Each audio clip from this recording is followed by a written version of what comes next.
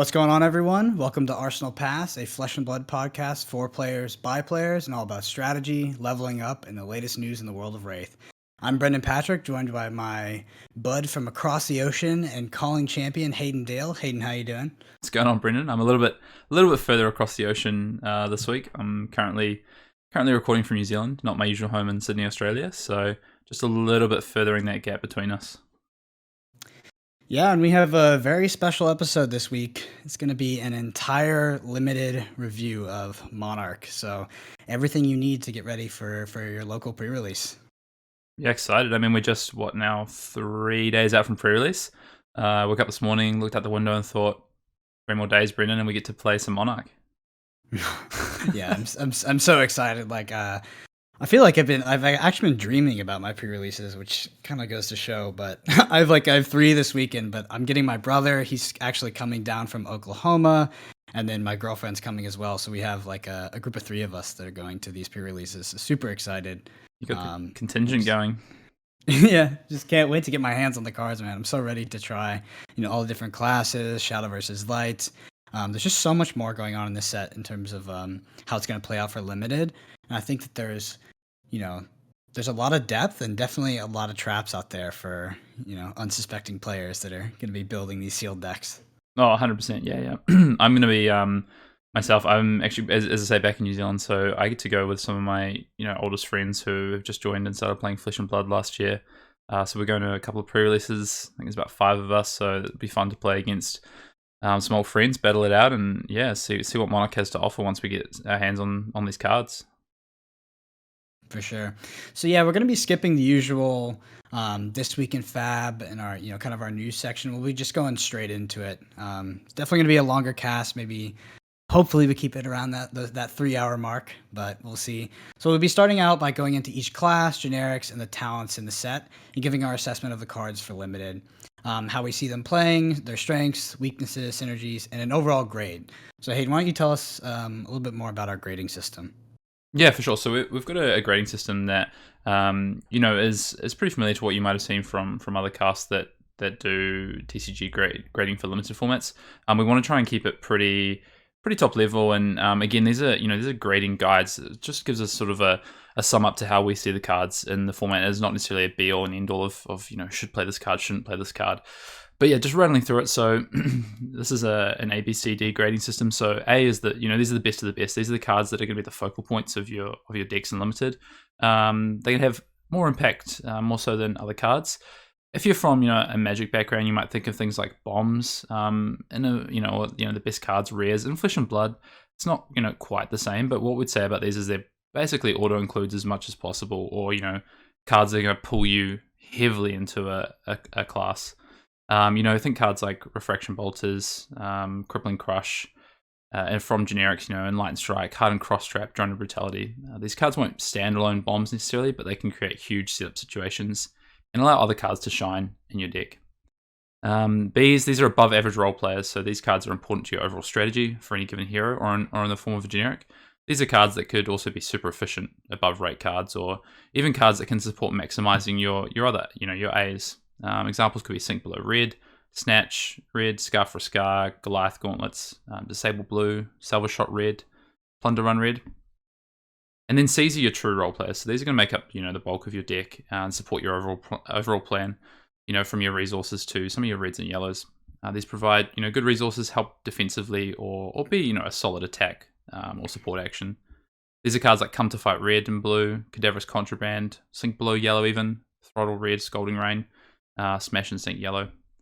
And then D's are cards that you want to try and play, you probably want as little as possible of these cards. These are just pure filler. No real upside. These cards probably defend averagely. Think of, a blue that defends for 2 but doesn't do much else. Or in Welcome to Wraith, these cards might have been, like Wounded Blow Yellow, Sharpened Steel Blue, Headjape Yellow, things like this. And then we have sort of, 2 subgrades, which is one is a setup grade. So these are cards that you look to actively set up and build around. Examples of this could be Moonwish and Sunkiss and Limited, Kano, Maximum Velocity, Hurricane Technique, and then also a Cyborg grade. So in Monarch, we've definitely started to encounter more cards that are really purely for either light or shadow classes. And some of these we're going to give just pure Cyborg grades too. So good grades or the grade that was reflective in any given matchup. And we'll talk about those as we get into it. Yeah, and with that, we definitely feel that it's a bit too early to rate every color and cycle of these cards. So we'll mainly be focusing on, kind of them as a base, and then delving into which colors or which pitch cycles we prefer over others in certain situations. And with that, also, one quick note: we are actually recording this on U.S. time Tuesday. So at this point, there are some cards that are unspoiled. But with the cards that we do have, we do think we have enough of a picture to kind of, give you guys a good idea of what to expect when you show up to pre-release and what cards you're going to be looking out for. Yeah, for sure. And it's worth noting, so myself and Brendan here are covering the commons and rares in the set. Majestics and legendaries we're not going to speak about, mostly for the fact that you're not really going to open a lot of these in Limited. You might get one or two.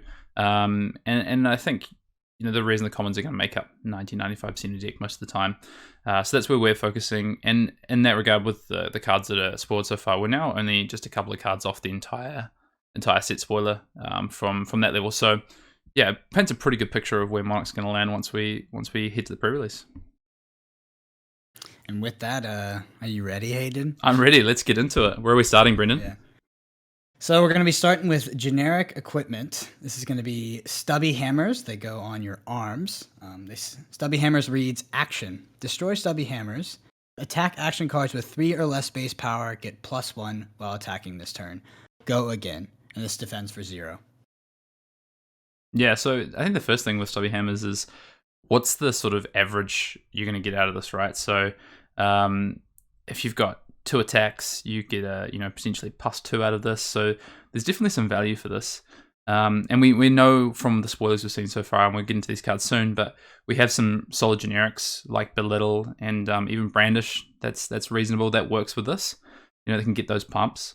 So you might be reasonably okay with playing stubby hammers if you have that kind of 3 attack or less matters strategy. But there's other equipment in the set that you're probably going to be more drawn to, I think. So stubby hammers is okay. I'd probably say it's above an average card. You generally want to fill out your equipment slots, and this can be just some added value. So I feel like this sits around that sort of C+ region. Yeah, and I agree with you. I mean, like equipment goes, if these are the only arms you open, you're going to be happy with them. Am I picking this? But if I'm looking at like Dreamweavers or Stubby Hammers, I mean, obviously Prism's going to be having those higher power attacks, but Dreamweavers is going to be much more impactful. So I think that this is kind of you're happy to have it, happy to put them on. Maybe you'll utilize them, but there really is going to be most of the time no downside. So at that, I'm going to give this a solid C. Yeah, I think just before we move on, the areas where it might be relative is there's some of the yellow and red attacks, out of Bolton that charge, and then you can use this to give the buff for the turn and can actually set up your go again. So that's probably the most value you're going to get from a card like Stubby Hammers. And then in some of the Shane decks, you can definitely pump up some of those little attacks, maybe on a big sort of blood debt turn. So it's not, there is some setup around this card, but overall you're not going to get a lot of just sort of basic value on any given turn out of this card. So we'll go with C+. Do you think, Brendan? I think it's above the average. I think it depends a little bit on your hero. So C to C+ is definitely the range that I'd be looking at. Cool. So next card is Outmuscle. So Outmuscle is a generic action attack, costs 3, and is a cycle at red, yellow, and blue. So at red we have an attack for 6 and defense for 2. And Outmuscle says, while Outmuscle isn't defended by a card with equal or greater attack, it has go again. So yellow is going to attack for 5, blue for 4. I really like some of the effects that we're seeing out of these new cards in Monarch. We haven't seen something around the base power or the power of an attack matter, and now we're seeing it for the first time, which I think is really cool. I think this card is going to be doing a few different things in a few different matchups. We already know that with Phantasm, cards with 6 power or more matter, so initially the red really draws my eye to where you probably want to be. And for heroes like Bolton and Shane, they don't have access to 6 attacks naturally in their classes. So cards like Outmuscle and Red are going to be really important for them. And just the fact that, for 3 damage and Red at 6, I think can do a lot of work in terms of trying to force that go again. Yeah, like you said, a solid way to break Phantasm. I'm also much more up on this card at red than I am at any of the other cycles. And yeah, I think it's just going to be a solid filler. Yep. I think this is going to be card you're probably always happy to have it at red, and yellow and blue might sometimes make the deck as filler. So I think overall this is more of a C card for Outmuscle. Yep, for me it's going to be a solid C. And so with that, we actually have a very interesting card here. We have Rise Above. It's a generic defense reaction, the only defense reaction in the set. It costs 2, but it says you may put a card from your hand on top of your deck rather than pay Rise Above's cost. At red, this defends for 4, also a cycle, so the yellow is going to defend for 3, the blue for 2. So what are your thoughts, Hayden? Obviously the only reaction in the set. Very interesting, especially in the context of maybe playing Shane and being able to put that card on top of your deck before the shackles trigger. It's really difficult. I think this is quite a hard card to evaluate. But being as you said, the only defense reaction, at least at this point so far, unless we've seen before the set comes out with the last few cards, but to be able to defend for 4 and that obviously feels like a cost, right? So rather than paying that 2, either way you're gonna have to pitch for 2 or you're gonna put a card on top of your deck. But in some decks and in some situations, you can make that card from hand on top of deck either be neutral, so like you say with Shane, right? So if you place a good blood debt, be able to play from banish card on top, like a bounding demigon or something like that, there's no real cost to it, right? Other than the missed opportunity for another card off your soul shackle token. But you're probably okay with that. You don't want to be banishing too many cards in one turn anyway. And if you make sure you hit, it's pretty good. There's other situations as well, so with in Brute, with Livia, we have the Medax, of course, where you draw and discard a card. If it's six or greater attack, then you get the +2. And there's a few other cards within the Brute and Shadow Brute that have that effect. So, Rise Above to me stands out for those classes as actually being an effect that you probably actively want. In the other classes, a card or a pitch to be able to play for this, I think at red that's still reasonable as an attack reaction, especially because it is 4. At yellow and blue, I become less excited about it, but I think certain Livia and Shane decks will want the effect at yellow and blue as well, even.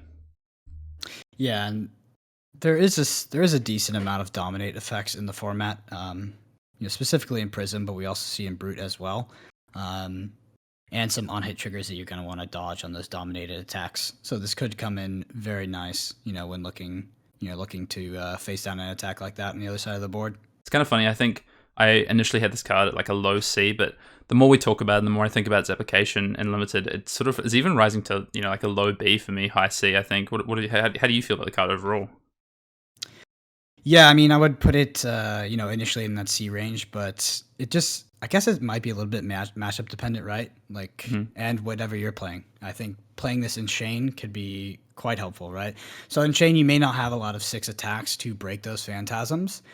So this is going to come into play in terms of blocking dominated attacks on you or just large attacks in general. But then also in Shane, you're going to be able to put a card on top of your deck. Maybe it is going to be that, that red Ghostly Visit or that red Bounding Demigon that you're going to be able to play on your turn. You just end up fueling your banish zone even more, and keep a guaranteed, good card from coming off the top.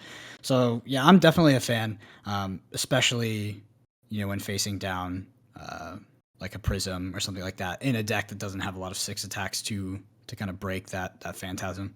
Yep. Yeah, I think this kind of shows just grading cards in Flesh and Blood is not a hard and fast rule, right? Like there's so much difference to certain decks and certain matchups. So, if we were to give a range, like we say, it's probably a mid to high C to a low B, even in some decks, which is really going to stand out. So worth just kind of noting that. Next, we move on to another generic action attack. So we've got Belittle, which costs 1. Again, we've got a cycle of this. And at red, it attacks for 3 and defends for 2. And says, as an additional cost to play Belittle, you may reveal an attack action card with 3 or less base attack from your hand. If you do, search your deck for a card named Minimalism, reveal it, put it into your hand, then shuffle your deck. So there's a few things going on here, right, Brendan? Got a bit of text on a card like Belittle. So again, we see another card where the 3 power, the 3 attack matters. And this card's quite interesting because it can actually go and find you another card, right? It actually effectively draws you a card. Very flexible too, because I mean, so you're looking at a couple situations here.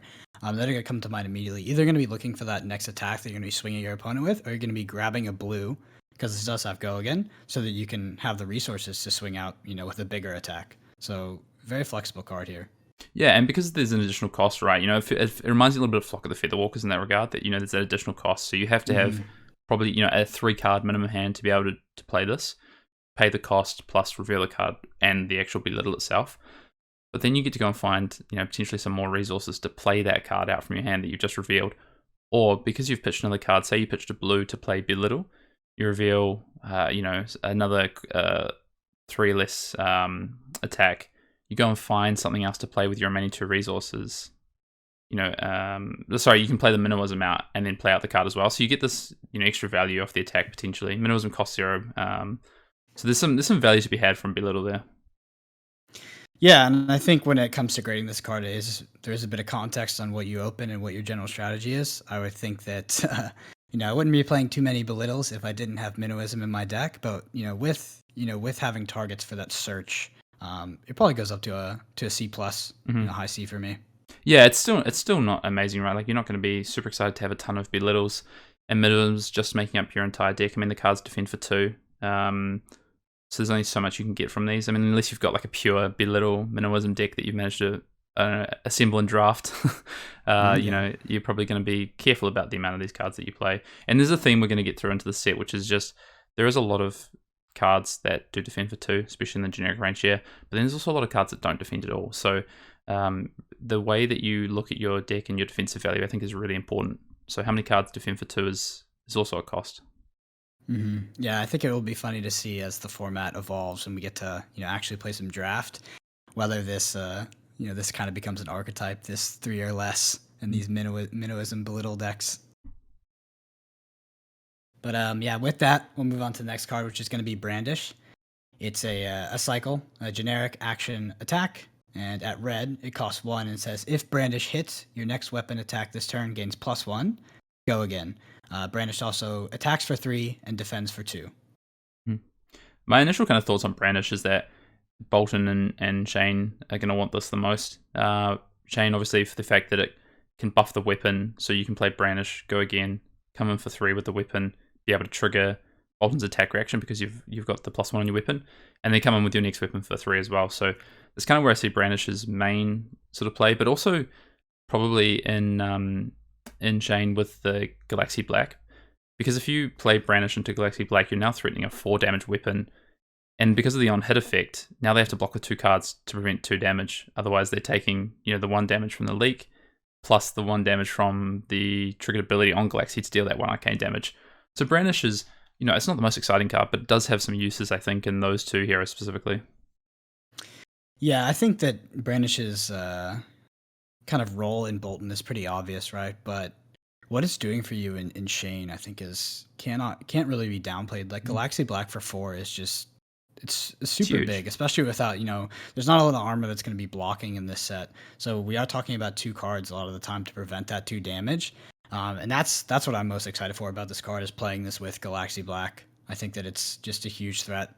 Yeah, not really sure I want this in any of my, Prism or Livia decks, but yeah, and in the other 2 classes, I think this card is a solid, a solid C. Otherwise, it's probably just filler on those 2 other heroes. Yeah, the only thing that would bring it down, I would be more inclined to give it a C plus in someone like Shane and Bolton. The only thing bringing me down is, in Shane, you are probably going to want to have a deck that's cohesive to playing around your Soul Shackles, and this obviously is not going to do anything for you when it's banished off the top. It is if you set this up, in terms of it always attacking with your weapon afterwards, like it is, you could boil this down to a 1-cost attack for 4 with go again in red, and that's good rate, right? But you're not always going to be in a position to be able to attack with your weapon afterwards, or want to attack with your weapon afterwards. It might not be the turn that you've set up. So, I mean, this card is probably a bit better than I thought it was at first because of the implications. But yeah, I think this is really in that C range. Our next card is Frontline Scout. So Frontline Scout is a generic action attack. Again, a cycle here. So cost 0, and at red attacks for 3 and defends for 2. And it says you may look at the defending hero's hand. If Frontline Scout is played from Arsenal, it gains go again. I'm gonna let Brendan lead with this card because I know Brendan has some opinions on this card. Oh, this card's a trap. So people are gonna look at this card and they're gonna be playing Prism and they're gonna be like, "Wow, this is the greatest thing since sliced bread. Like this is the greatest card because I can look at their hand and I don't have to play my Phantasm." Oh, the information is just so irrelevant as playing Prism because most of the time you're going to be Prism definitely looks like a setup deck where you're either going to be breaking your Phantasm with your gloves or you're going to be swinging with the weapons and then playing the Phantasm and just forcing them to break it with a card. I don't think that having the information that you have that 1/6 cost in hand is going to be so revolutionary that it's going to really affect your game plan that much because ideally you shouldn't be playing out these these high powered Phantasm cards where that if they had that card it blows you out. That's just not a situation you want to be in anyway, so you're using this card to play into a situation you already don't want to be in. Cards like this have always kind of been bad too, so like there's not a lot of cards that I would say in Flesh and Blood are like actively bad, but if we talk about like Scour the Battlescape, Welcome to Wraith, Fervent Forerunner, Arcane Rising, those are cards that I actively will almost never put in my deck. Like blocking for 2 and having these sort of nuanced, just weird effects that don't really impact your game plan. I think that this is like a hard D for me. Like I would put this almost as an F. I would not play this card. Yeah, I think this card's just straight pure filler. I think you need to look at it on the rate of the effect you get. Looking at a defending hero's hand, I think actively worse than, like you say, Fervent Forerunner and Scour the Battlescape, which one can cycle a card, one can opt, which is relevant for setup, right? This doesn't give you any of that effect. It just gives you a bit of information. If you compare it to the last card we talked about, Brandish, which is 1 cost for potentially 4 attack with Go Again, doesn't need to be played from Arsenal to get the Go Again. The on rate is so far and away, and that card is really like a high C at best, I think, in Brandish. So yeah, from this card, I agree. Just D for this card. I don't want this in any of my decks if I can help it. Mm-hmm. And next up, we have a very interesting card, actually. It's going to be Rally the Rearguard. It's a generic action attack cycle. It costs 2, and it says once per turn instant, discard a card, Rally the Rearguard gains +3 defense. Activate this ability only while Rally the Rearguard is defending. And it attacks for 6 at red and defends for 2. This card, I think we kind of this was shown off a bit in the Blitz deck gameplay with Jason Chung versus Callum Gittins, which was Levia versus Bolton. And I think this is it's such a good card in the context of if you're playing Levia and you have these cards that don't defend, being able to put that in your graveyard, which is fueling your graveyard, and bump the defense on this and turn that card into a defending card essentially it's really, really good. This is one of my favorite generics of the set. I was going to say this is one of the favorite limited cards we had, and when this came out I was really impressed by just the effect that this card has as something we haven't seen before, but something that's really relevant to a limited format. This card's really good. The fact that also at red you have 6 attack, so that's relevant for things like Phantasm, and 6 attack matters, with Outmuscle. The ability, you said it before, there's dominate cards in the set. The ability to get this to 5 on a dominate card is massive as well. There's just so many good effects with this, and face value, it's a 2 for 6 at red that defends for 2. But you have cards that don't defend. You have so many instances in the set. You have other cards that defend for 2. It turns those cards into a defend for 3, which is huge. There's going to be some times where this card isn't super impressive. They are going wide. If they go wide with 3 attacks, attacks that come in for 3, which we know is that's in this format, then it's not as impressive. But all the other times, this card is just going to be super, super solid. Yeah, and to speak to that even more, I like this card at most of its cycles. I like it at blue, 2 for 4, and I also even like it at yellow. Just because the effect on it is so strong. Like being able to utilize, getting rid of an inside in your hand to bump this for +3 defense, or one of those, Levia Shadow Brew cards that doesn't defend. It's just so strong. Yep. And this has versatility. It also is an attack action. So as you say, even at blue, it still attacks for 4, or it pitches for 3 resources. That's huge. Yeah, I think this is in the B range for me in Rally. I think it's probably a low B. The overall impact of the card is, it does have some limits, but this is a card I actively want quite a few copies of in my limited decks. Yep, I totally agree. It'd be like it's not pulling me into one class or the other. Obviously, it's generic, but I think even in most archetypes, I'm probably playing this card. Maybe some one caveat would be I don't really see myself playing this too much in Bolton, but in almost every other class, yeah, I'm probably playing Rally the Rearguard. Yeah, see, I think in Bolton, I would still say like a red is a B because that 6 attack is going to be so relevant for, things like Outmuscle and Phantasm. So, yeah. Okay, so B for Rally the Red Guard. Next, we've got Surging Militia. Surging Militia is a generic action attack. Cost 2, and again a cycle. So red has 5 attack, 2 defense. And Surging Militia says Surging Militia has +1 attack for each non-equipment card defending it. Yeah, so at red, this card's coming in for 5, yellow for 4, blue for 3.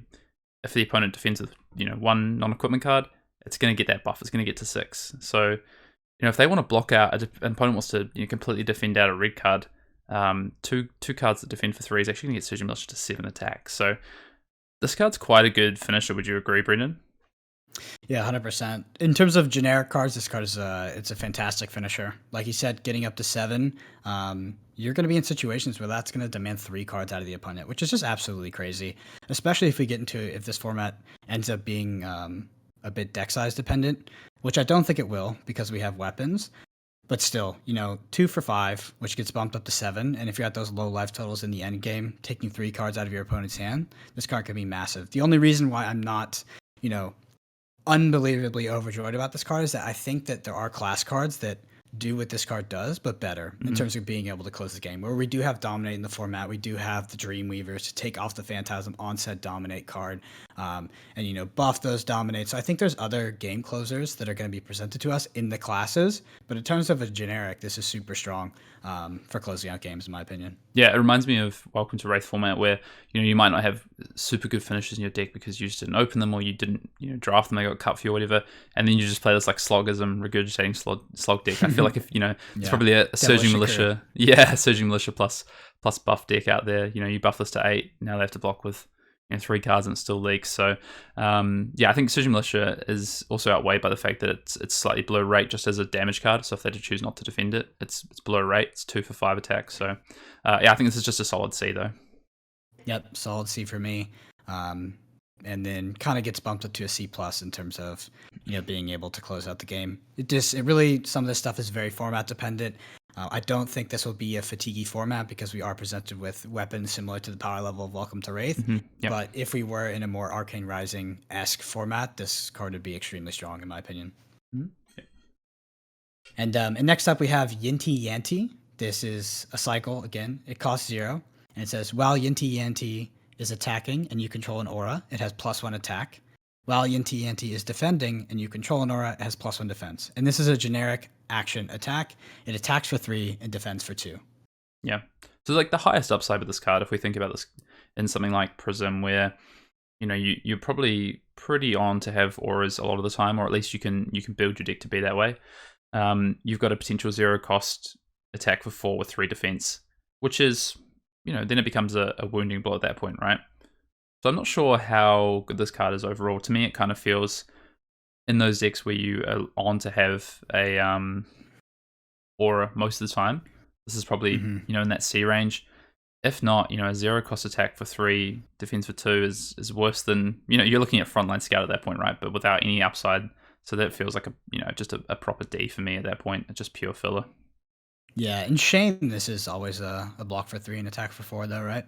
Because of Soul Shackle. Of course, yeah, because of Soul Shackle. Yep. So at that point, you've got Wounding Blow on your deck, right? Yeah, I don't think that it's cohesive with your core game plan as Shane, because you are going to want to be utilizing that Banish Zone, and this doesn't have a natural go again. So even then, I don't think it's strong. But in a deck like Shane, you are going to see this be a 0 cost, 4 attack, 3 defense, pretty much 100% of the time. With that, I think this still falls into like a D+ range for me, a bit under a C. Yeah, I guess the one side in that actually now you say the Soul Shackle, and I think about it more. This can be, there's a lot of cards in Shane that you don't want to draw. The Blood Debt side and the Play from Banish. Whereas this is a card that in that you'd be okay to draw. I mean, it's still not amazing, but it's a decent draw at that point where you can either defend for 3 on their turn, or you actually just get to play this at the end of a combat chain just to come in for 4. But you'd probably rather be attacking with Galaxia Black at that point anyway. Yeah, absolutely. Cool. So moving on, minimalism's the next card. So we've already looked at Belittle. Now we're looking at minimalism, which is the generic action, so non-attack action, cost 0. Again, a cycle at red. This says the next attack action card with 3 or less base attack you play this turn gains +3 attack. Go again. So the yellow is +2, blue +1, of course. So now, yeah, so we've already seen belittle. We know that this card is, you can either, as Brendan said, go get the blue for resources, you can go get the red for the pump, or the yellow for either, of course, depending on what you have in the deck. And in that way, you can think of belittle back to before as a card that almost has 6 attack, pseudo 6 attack, right? If you go and find a red, otherwise goes and finds you a blue. So, minimalism is going to be pretty hard to play without belittle. I think it has pretty low value because the attack has to have base attack 3 or less, so it's really restrictive as a pump. But in belittle decks, I think this is going to be, it's going to be a solid C. Yeah, like you said, I think that this kind of belittle deck, as you say, is going to be an archetype that we're not really going to see too much of in sealed, maybe more in draft.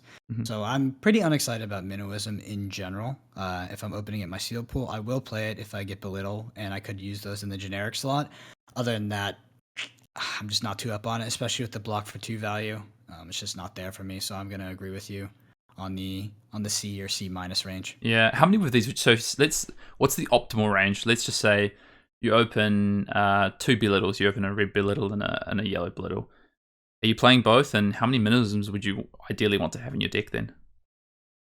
I'm thinking that I would want more minimalisms than I would belittles to have a target, depending on how I have to block in the early game. Like you said, I would like the option to... So I think the belittle gets quite bad when you don't have minimalism in your deck. Mm-hmm. So I'd like to always have the option to either grab the red or grab the blue for the resources. I really think that grabbing the blue for the resources is going to be more significant in sealed, where you don't have this, archetype of like 3 or less on all your attacks, right? So I think grabbing the blue is going to be very, very cohesive to most sealed strategies. Yeah, especially in like 4 or 5 card hands, it's really going to shine. Off a 3 card hand, it's probably not going to be less relevant, but off a 5 card hand, there's some potential to really go wide and push some damage there, especially in probably a deck like Bolton, where that minimalism is then going to trigger or be able to trigger the attack reaction of Bolton. Yep, absolutely. So moving on, we have Warmongers Recital. This is a generic action. It's a cycle. It costs 1 and says the next attack action card you play this turn gets +3. If it hits, put it on the bottom of your deck. Go again. Warmongers Recital has a defense value of 2. And like I said, it's a cycle, so that +3 is going to be +2 in yellow and then +1 in blue. So Hayden, let's hear your thoughts, because I know we disagree on this one a little bit. Yeah, I think so. Well, now seeing this next to minimalism, right, you can kind of see the difference in the effect that you get. So Warmongers Recital costs 1 as opposed to minimalism 0. But you don't get that restriction on having to play this buff on an attack that has 3 or less base attack. And you also get that added effect, right, which is that kind of drone style effect or cognition nodes effect of if this hits, put it on the bottom of your deck. Which is, Brendan just talked about, it's probably not going to be a super grindy sort of fatigue format. It's probably not going to come to that as much because of the weapons we have. But in saying that, still, you're still going to cycle through your deck, and putting a powerful card on the bottom of your deck if you get to play this on a strong attack action, is going to be solid. All that said, defense for 2, cost 1.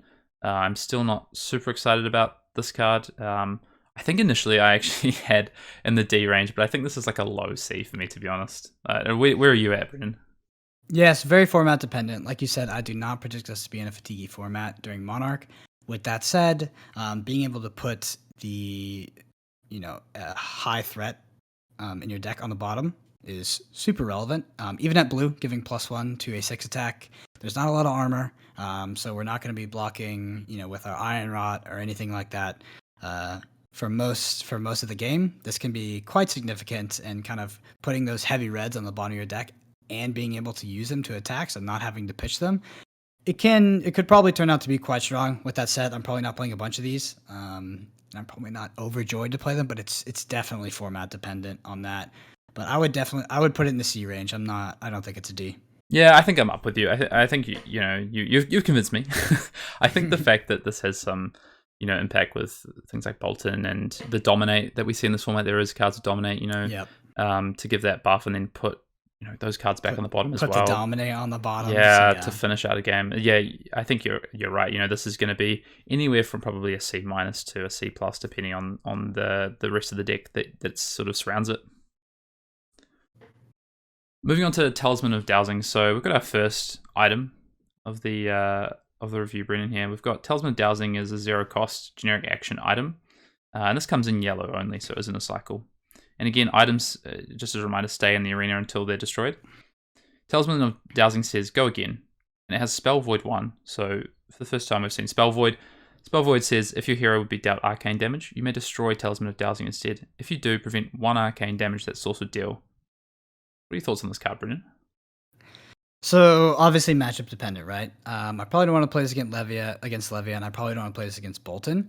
With that said, we can even point to some of the most recent gameplay we've seen, where we've seen Prism versus Shane, and you saw how relevant it is to not take that 1 damage, especially if you're going up against Shane, right? You take the 1 damage, piercing, Shadow Vise becomes a 6 at red. There's just a lot of trigger effects that can happen if you do take the 1 arcane, and you don't have a lot of options in terms of, there is no arcane barrier, right? So all you have is your spell void items to try to avoid that damage. So with that said, I mean, this definitely seems like a good sideboard card for me. Yeah, you gotta weigh this up, I think. So this costs a card from hand to play, but what you're effectively playing is an Iron Rot equipment for arcane, right? You get this into play, you've got an extra equipment to block out arcane damage, which is really relevant, like you say, against Shane, even against Prism as well. Yep. But then at the same time, you've got a card here that doesn't defend, does pitch for yellow, so that's at least somewhat, feels okay. Yeah, I think against those two heroes, this card is a solid C. Otherwise, I think it's just a sideboard card. You're not going to be bringing in for Levia and for Bolton. Yeah, and I think if you're playing, well, this is kind of a theory that I have that I know needs to be fleshed out through more gameplay. But as playing Prism, I think it's going to be very annoying to be pinged with arcane damage and lose your spectral shields when that's a core part of your game plan. And this might help you mitigate that. With so few options in terms of spell void on your armor, this may just have to be an include in order to deal with those arcane damage pings, or you're just going to be losing your spectral shields, which could really, really hurt your game plan. Yeah, really important, I think, because like you say, if you can, in Prism, if you can get those spectral shields back to your turn, you've got, because of your weapon, you've got this threat density, right? So you want to protect those, and if you can actually amass some turns where you protect it by effectively giving yourself an extra card in hand to defend with, that's really relevant. This later in the game or mid game, instead of pitching a card, now you don't have to lose a card from hand like you would in Arcane Rising, right, with Nulrun, because you just have this card in hand. You have this card in play. Yeah, absolutely. And I think, with that, this is kind of, I have to give it a full sideboard grade. Can't really give it a flat grade because it's so dependent, but I would give it a C with the caveat. Yeah, with the caveat that it could rise a lot, right? Yeah. This could end up being one of the better cards to pick up in Seal. Yeah, we'll have to see. All right, and next we have Memorial Ground, the infamous Ranger card from the set. But Memorial Ground is a cycle, so it costs 0, and it says, put target attack action card with cost 2 or less from your graveyard on top of your deck. So with that being said, it's a generic instant as well. So the yellow is going to be 1 or less, the blue is going to be 0 or less. I know I have some stronger opinions on this card, but Hayden, why don't you give us your thoughts first? Yeah, why not? I'll start. I think this card can be okay. It can help set up some things, like we spoke about with Rise Above before. Things like the Meat Axe, things like pulping in Levia with the draw and discard. It can even just get you back a solid attack action on top of your deck. But that being said, it costs a card, right? And it's a generic instant. It's an instant. Yeah, it's an instant. It doesn't defend. The blue, you might think, has some value because obviously you can pitch it, but then that's a card with cost 0, so the card you're getting back is going to be a lot weaker. But maybe at blue you're using it in chain and you get back Red Bounding Demigod, for instance, to banish to your Soul Shackle. But yeah, I'm not super excited about this card. I think it's just a filler card. I'd rather just play a good attack action or a good non-attack action instead of this card, rather than filling my deck with cards to get back stuff. So yeah, I think for me this is just a C minus probably. Yeah, so I think this card is a trap. Like, I think a lot of people are going to see this card and be like, wow, I get to play my strong attacks over and over again. I mean, we can't emphasize enough, especially in a format where there is weapons, there is a brute, like there's big power coming at you on some of these turns. blocking for 0 is going to be miserable if too much of your deck does it. And the payoff of this is just not enough for me. And I'm not like, there's going to be so few scenarios where I'm going to be wanting to play the blue. Where I do see myself maybe playing this is I'm playing Prism. I have a very good, dominate card. I know my opponent has exhausted their 6 powers. Maybe I'm playing against Shane, and then I can put another high powered attack dominate card on top of my deck and finish out the game. But other than that, I think this card is a massive trap. It's going to be way overplayed, and it doesn't do nearly enough in sealed for what you're paying by not being able to block. Yep. Yeah, completely so agree. For me, it's gonna fall into the D range. Okay. Yeah, I mean, I think it's probably high D, low C. I think there is the fact that you can use this and it's not going to be straight terrible, I think makes this, it's playable, right? But I definitely don't want these in my deck. I think the point that you made that this can get back something like a dominate or an in-game finisher, if your deck's really low on ways to close out the game, I think is probably the only time you're going to actively want to play this card. Agreed. All right, up next we have Adrenaline Rush. So Adrenaline Rush is a generic action attack. Is a cycle again. Cost 2, and at red attacks for 4. And defense for 2. And Adrenaline Rush says, when you play Adrenaline Rush, if you have less life than an opposing hero, it gains 3 attack. So potentially you're looking at a 2 cost attack for 7 in red, right, Brendan? Mm-hmm. Yep, and this reminds me a bit of Wounding Bull. I think that's the card from Welcome to Wraith. Mm-hmm. But this card actually kind of like. I think that these cards that get, this is a significant bonus, right? We look at Wounded Bull, it's like you get like +1, I think it is. So it's not huge, but we're talking about you're going between a 4 attack and a 7 attack if you're on less life. So this is like scar for scar, but you get way more punished or just punished very heavily if you're above on life. So I don't know about these cards that are gonna be morphed into these strategies where you want to be like kind of losing on life, but that is so format dependent because we don't really know which classes are gonna look more control-y, are gonna be setting up. Because if you are playing a setup deck, you are generally gonna be on less life, right? You're setting up the game plan, you're taking damage, using your life as a resource, and then you're swinging back big. Where this card could actually be very helpful.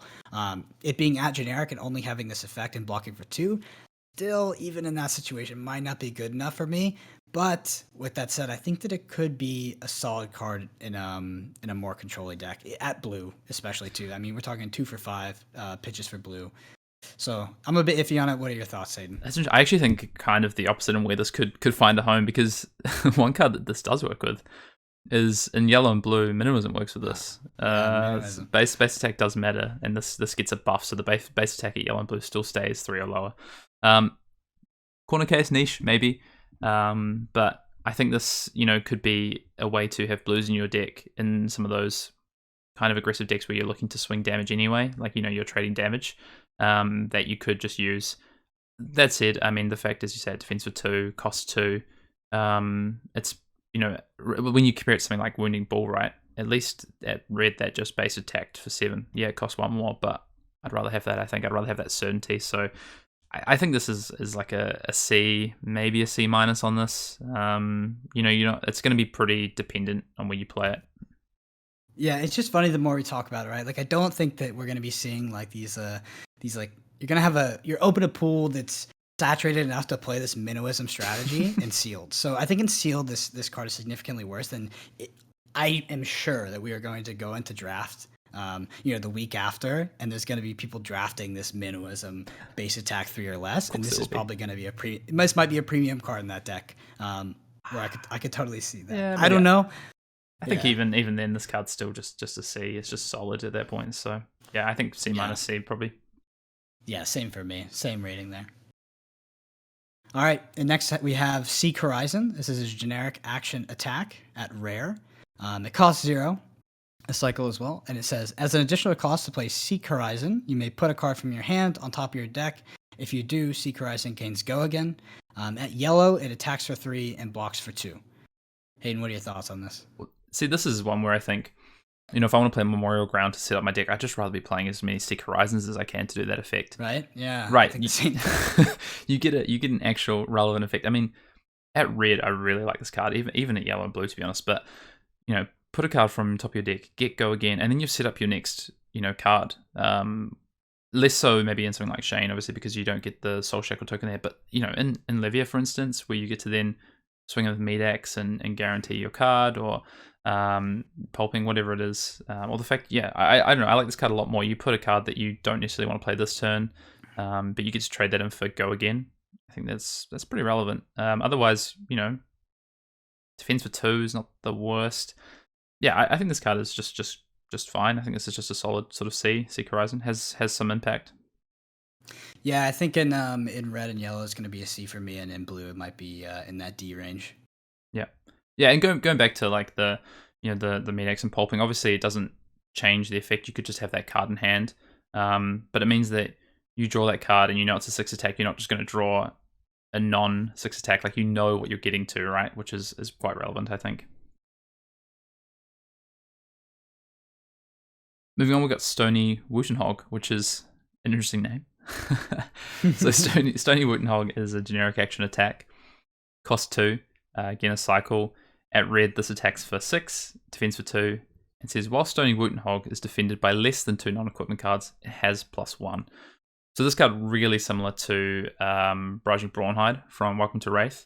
But you start at 1 less base attack, but 1 less cost. So, you know, feels like a pretty good trade-off. I think this card is just solid. I think this is one of the epitomes of like a C. This card is just solid. It's on rate. It has an added effect which can force your opponent to throw an extra card, because otherwise they're going to take an extra damage. I think this card is just fine. Yeah, and I mean, I can only agree with you there. I think this is going to be filler, and decent filler at that. If we try to, you know, extrapolate Barraging Brawnhide from Welcome to Wraith, Welcome to Wraith was a format with a lot of block 3, so Barraging Brawnhide was not a super premium generic to be putting into your deck. That being said, at red, it could be, you know, a good attack action to have in your deck to close out games or present a lot of damage to the opponent. So I'm going to land on C with this as well. Cool. Agree. Yeah. So next we have an interesting card. This is going to be Overload. This is a generic action attack at common, so a cycle. It costs 0 and it says Dominate. If Overload hits, it gains Go Again. So at blue, this attacks for 1 and blocks for 2. This is a weird one for me, Hayden. It kind of seems like this is going in that minimalism 100% deck. Yeah. Yeah. This feels like, you know, some of your in-game payoff for being like drop 2 buffs, 0 cost attack, coming for, you know, 9 or something with Dominate. I actually think this card is a build around, definitely, but in those decks is going to be quite good. You know, like you already have minimalism that costs 0. You have Warmongers Recital that's cost 1. Depending on which hero shell you put it in, there's some other buffs, like in Livia you have Convulsions, etc. But it's obviously harder to get off because of the amount of low cost attacks you have.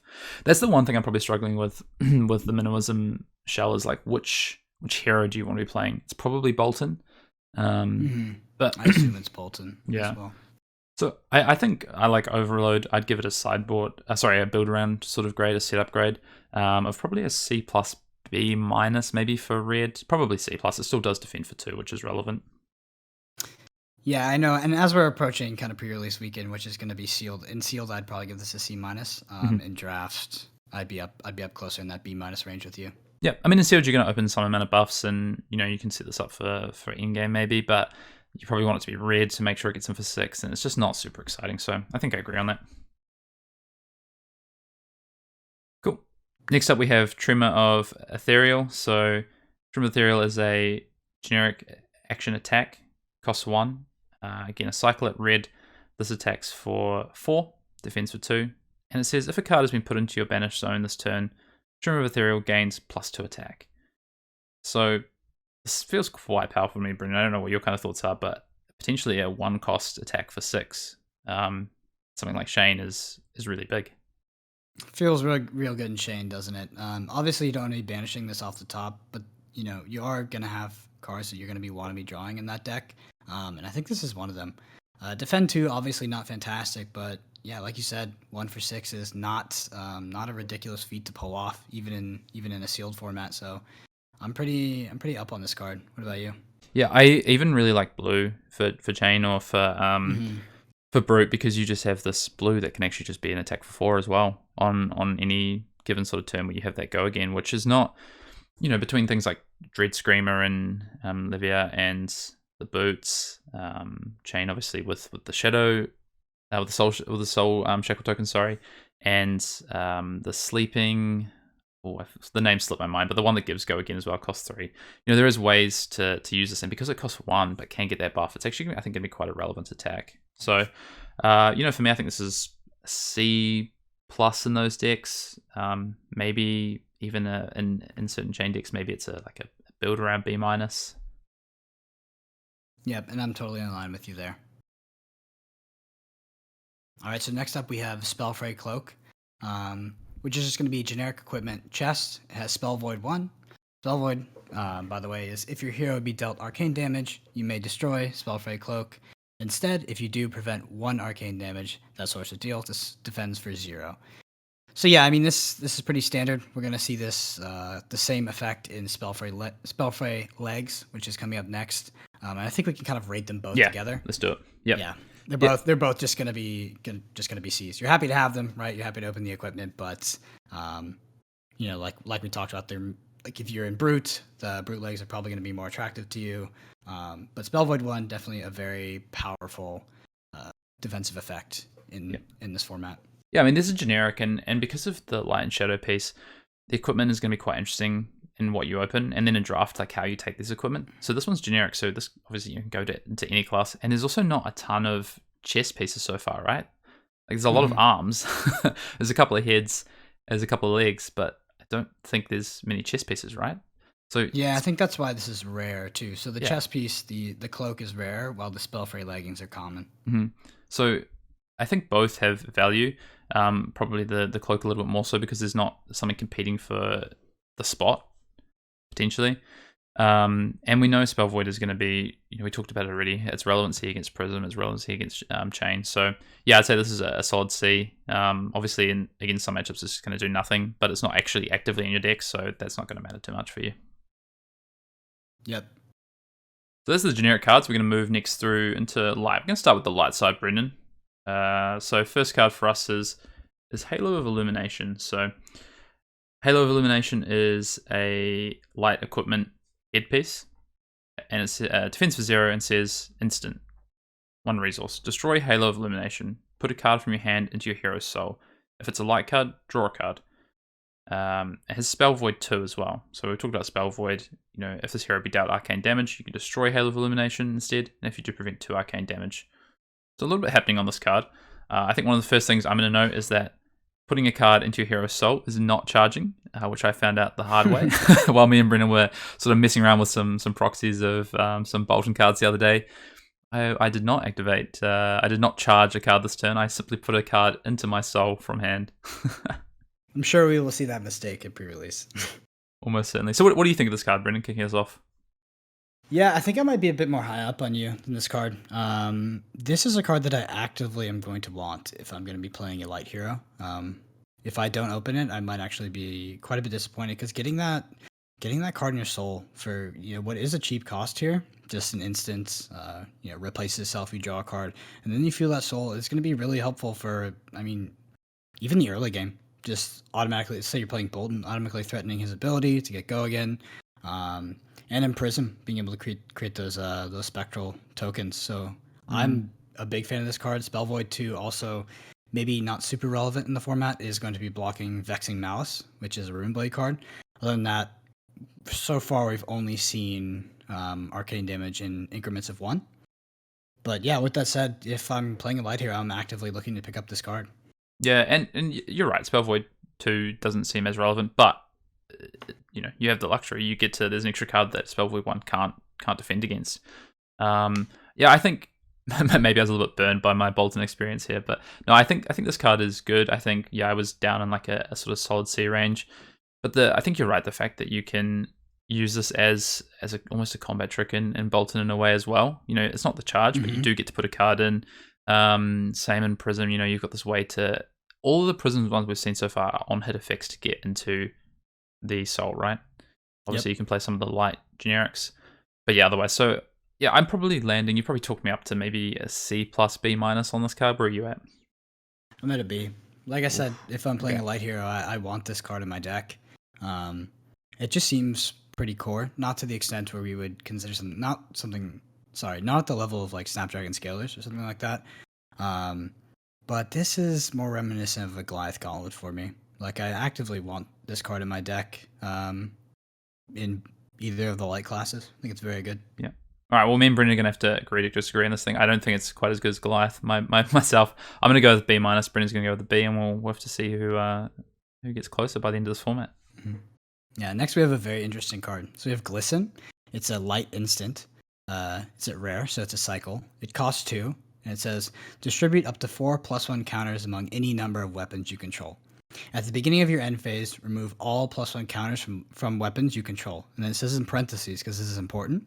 If a permanent is no longer a weapon during your end phase, +1 counters are not removed.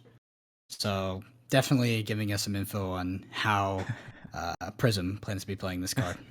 Yeah, I mean, when we first read this card on the cast, and I omitted that last part to my detriment, as Brendan pointed out, and rightly so, because it's gonna be relevant with Prism, and it's not gonna be that uncommon. I think that we see people setting up and putting Glisten +1 counters on auras, and trying to keep those alive as much as possible, be it be shield tokens or actual the instant auras. This card is good. I think there's not a lot of attack reactions in this set either. We have the Courageous Steel Hand, and I think that might be it, right? So this also acts as an attack reaction, 2 cost for +4, nothing to sniff at on weapons. But it is balanced out by the fact that it doesn't defend, right? So there is definitely a cost to playing these cards. We've spoken about it already, and we're going to speak about it more as we go through these cards. The cards that don't defend are a cost, and you have to really balance up how many of these cards you play. That's why something like Rally the Rearguard is going to be so important in this format. That being said, all in all, between Bolton and Prism, I think this has a lot of utility. I think it red and yellow. Blue, I'm less excited because it doesn't defend for 3, so I don't feel like I get the utility out of that card. But I actually think I'm probably going to be on like a B minus for this card. I think it's good. Yeah, I'm actually kind of just solid B, not B minus, but I do have a quick rules question for you, Hayden. So say I'm playing Prism. I have 4 Spectral Shield tokens. I put all 4 counters on 1 token. I swing at my opponent. Everything's good. I end my turn. My opponent hits me. Remember, I have 4 Spectral Shield tokens. I take 3 damage. Do I get to choose which Spectral Shield tokens absorb that damage? Great question. And Brennan, yes, you do get to choose. So all of your shield tokens will activate or trigger and go on the chain, and then you get to choose the order. So because they all happen simultaneously, you get to choose the order that those go on the chain. So you can leave that one with 4 counters till last. You'll prevent the 3 damage, lose the first 3, and then there's no more damage to be prevented. So that shield token will stay around. Yeah, am I right?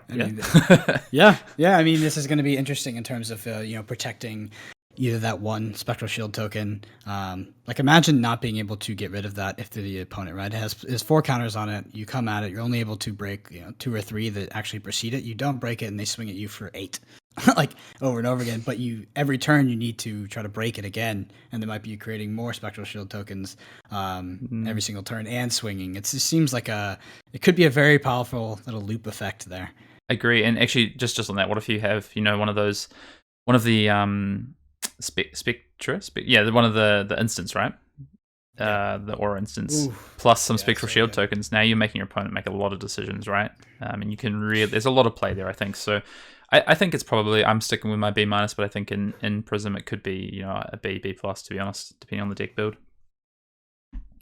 Moving on, we've got a light action attack in the form of Illuminate, which costs 0, and again a cycle. At red, this attacks for 4, defense for 3. So now we're into the talent cards. We're seeing a lot more defensive 3. If Illuminate hits, Illuminate says if Illuminate hits, put it into your hero's soul. So put it face up under your hero card. That's what the soul is. So a good solid card here, Brendan. I mean, at red, 0 cost, 4 attack, 3 defense. It just meets that kind of vanilla test, right? That it's a good solid card. But then also has the ability that if it hits, it goes into your soul. And at red, this is going to take 2 cards or a card plus a blade break equipment to a battle one, to stop from getting soul. Will you get that extra value? It kind of reminds me a little bit of Snatch in some ways. Not quite to the extent of drawing a card, but getting cards into soul is going to be hugely relevant. And this is a good way to do it. Yeah, I mean, if we want to talk about the vanilla test, this is a card where if it was 4 attack with 2 defense, I probably wouldn't have batted an eye just because that's what we're used to with cards like Snatch, Scar for a Scar. And fueling your hero's soul is a serious benefit. So I think this card is absolutely fantastic, and the fact that it blocks for 3 it makes it an incredible kind of just light generic for me. Very big fan of this card. I put this at a solid B. I'm probably playing this in most decks. I think in Bolton it's quite good. In Prism, just going to be a bit middle of the road, but also just getting that soul charged up is so good. We're not blocking with Iron on Armor or any of these Battle Warrants. I mean, this is a really good card. Yep, and leaves you the ability, you know, because it costs 0 in Prism, the actual ability you get out of this is that you can then, 2-card hand, play this plus make a shield token with your instant as well. So it's, you know, it's still relevant. So yeah, I think this is a solid B. Maybe the yellow and blue a little bit less so. Maybe they're a low B, but yeah, this card's good. All right, and next we have Impenetrable Belief. Bit of a tongue twister. It's a light action attack. It's a cycle at common. Costs 2. It says, if 3 or more cards have been put into an opposing hero's banished on this turn, Impenetrable Belief gains +2 defense while defending. In that red, it attacks for 5 and blocks for 2. What do you think, Hayden? Yeah, so we've gone from a card that defends for 3 to a card that defends for 2. So there's a, you know, we had a card in Glisten that defends for 0. So there's a real mix in these talents. You know, we see the developers really starting to trade off those power levels and the levers they have to play with in their design space, which is really interesting. First of all, just geeking out on that a little bit, but Impenetrable Belief I think is pretty solid. You know, it's going to be matchup dependent into something like Chain, where they obviously mid to late game can probably be banishing more than 3 cards. Early game not as solid. It's going to be good. In that late game against, you know, Livia, it's the same sort of thing, right? That effect, banish from graveyard 3 cards. This was already turned on, and then you've got a card that's defending for 4. Yeah, a lot of so in Shane it's more of a kind of later game scenario, but against Levia, a lot of her attacks will be banishing 3 cards from graveyard, and this will be even beyond in kind of what we would consider the early game. You could see this in the first 3 turns, blocking for 4. So I think it's pretty solid in that matchup. How do you feel about playing this card against other light heroes? Yeah, I'm not as excited. At that point, you've got a 2 cost attack for 5 at red, or, you know, 4 for yellow, 3 for blue, which is, you know, I'm not super high on that. You might just have the blue, to be honest, purely as a resource at that point. You might not be able to cut it from your deck. If it's in draft, for instance, there's only so many cards you can have. But this feels a little bit more like I'd probably say this is like a C- in general, but in, you know, as a cyborg grade against those shadow heroes, this is like a B- probably, B. Yep, and I agree with you. I think that at first glance, I probably like this more against Levia than I do against Shane. But like you said, you pitch this early if you draw it, and it's going to be there for the late game and defending for 4, which is fantastic. Next, we've got Rising Solar Tide. So Rising Solar Tide is a light action attack, costs 1. Again, cycle in at red, it attacks for 5, defends for 3. And it says if Rising Solar Tide hits, put it into your hero's soul. So just a really good solid card here. Costs 1, attack for 5. The on rate's great. And then that added effect like we saw with Illuminate. I mean, this is just Illuminate with an extra, that extra level, right? The 1 cost, but the 5 attack, which also makes yellow really good as well. 4 for 1. Very, very good. Yeah, I think, again, I just think this is a solid B- maybe. Maybe it's not quite as good because of the cost aspect. It's maybe not as flexible. With Prism, then you're probably going to be playing a reasonable amount of yellows. But yeah, again, card's good. Yep, not much to say about this card. Fueling your hero's soul is good. A yellow that's 1 for 4 is good, and blocking for 3 is very, very good. So moving on to the next card, it's Seek Enlightenment. This is a light action at common, so a cycle. It costs 1, and it says the next attack action card you play this turn gains +3, and if it hits, put it into your hero's soul. Go again. Seek Enlightenment blocks for 2. Yeah, I'm just adding this to my belittle minimalism 3 attack matters deck. I'm just getting ready. This is gonna be on overload. My Bolton deck I'm building up. No, I think this card is fine. It's pretty similar, I think, to Warmongers Recital. The effect's slightly different. Obviously, it goes into soul, so you get the more immediate effect. But again, it's a light action, so you'd expect that. We'd expect the talent cards to be a step up from the generic, right? Because now only 2 classes can play it, and it's a bit more narrow. And then the class cards, again, you'd probably expect to maybe take a slight step up. And that's why we're seeing, probably a few more higher graded cards in the light, because these cards are, tend to be a bit stronger. This one though, I think is just a C. I'm probably going to play this a lot of the time.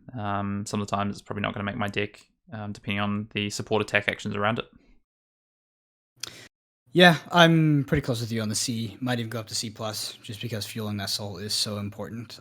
As we know from Bolton, Bolton is not our traditional warrior that is just going to be jamming face every turn. It very much looks to be a setup deck where you're going to want to have amassed a few cards in your soul before you do have those larger turns.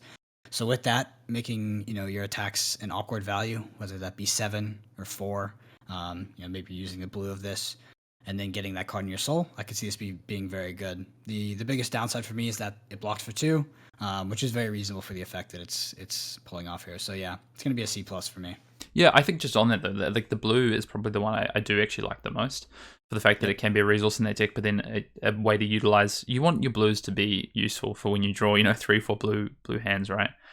And this can be one of those. And the other thing as well is that say you play this in whatever color, your opponent decides, and you're in Bolton, your opponent decides not to defend. Well, now you have basically a free trigger off Bolton, right?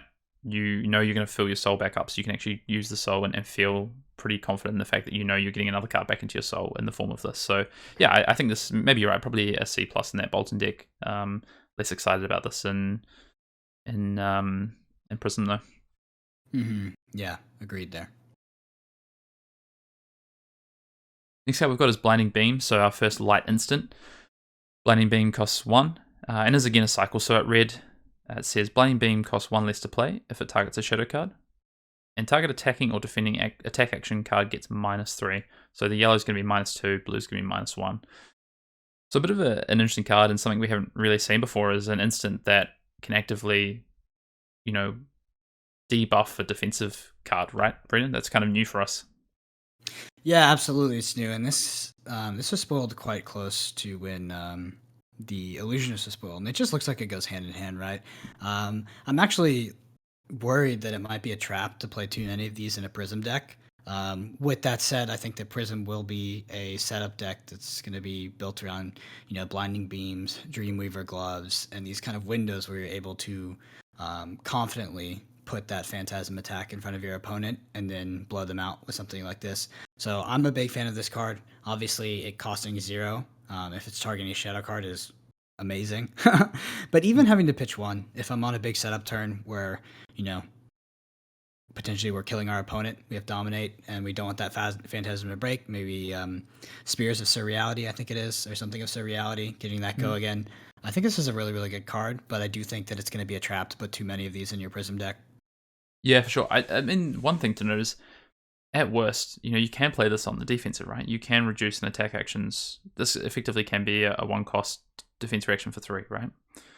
Yep. Against Shadow, it's a 0-cost defense reaction for 3, which is just solid, I think, especially when we know that there is dominate cards. This doesn't count as a defensive card. You just, -3, -2, -1 the attack. So I think in Bolton, for instance, I'm happy with this as a sideboard card. It's probably, sideboard like C plus sort of range. And in Prism, it's probably going to be landing around that C plus B minus. I think you're going to want some of these, but again, to your point, it doesn't defend.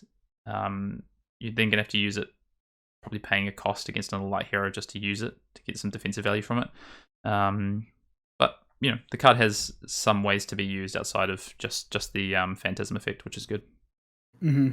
Yeah, so for me as well, in Prism, this is going to be in the B range. Anywhere else, kind of a sideboard card. Yep. The fact that it can't, target attacking or defending action is huge, so pay attention to that. But I do think that the excitement that I experienced when I saw this card in conjunction with Prism might be a bit overzealous, because I think maybe having too many of these is not going to be what you're trying to do as Prism, and it's not going to kind of push your core game plan enough. But I'm if I'm playing Illusionist, I'm definitely packing a few of these in. Which colors are you packing though? Like which colors do you, if you say you're in draft, which colors do you want? Yeah. So I mean, right? Like it depends. Like the blue is very, very, very good, unless you're against Levia, right? Even then, it's probably very good. And then the yellow should be able to blank like pretty much almost everything. Yeah, I feel like I'm leaning towards like blue and yellow. What about you? Yeah, I think so. I think specifically for Prism, but then I probably want a few, and then I might be changing them out, to be honest. I'll be greedy. I want a few, and against Shadow, I probably even just want some red ones that are now just 0 cost defense reactions, especially against like Levia with that Dominate, right? Yep, totally agree with you there. All right, so next we have Ray of Hope. Ray of Hope is a light instant. It is not a cycle. It costs 1. It says attacks you control have +1 while attacking a shadow hero this turn. If you have less life than an opposing shadow hero, put Ray of Hope into your hero's soul. This is a yellow pitch as well. So this is really interesting. I think Monarch is really giving us these cards, and we're talking about it, that are sideboard cards, right? Their impact is really matchup dependent, and we've kind of been speaking about that. And that was the case in Arc and Welcome to Wrath. You had some cards that were better in certain matchups, but Monarch really takes that a massive step further with the talent system, with Light and Shadow, and just with the way that the developers have designed some of these cards. For me, I don't want to be playing this card into another light hero. I'm not going to get that first effective attacks you control get +1 while attacking a shadow hero. And actually, in fact, because it says if you have less life than an opposing shadow hero, there's nothing. Yeah, that actually has no effects. This is a pure sideboard card for shadow, right? Yeah, pure, 100%. Like, I mean, maybe there's some weird convoluted strategy that I won't figure out until I get my hands on the game, where you're going to be stacking instants for some, I don't know, who knows, right? But very, very unlikely. This is like you said, pure sideboard card printed, and it's weird. We've never had that before.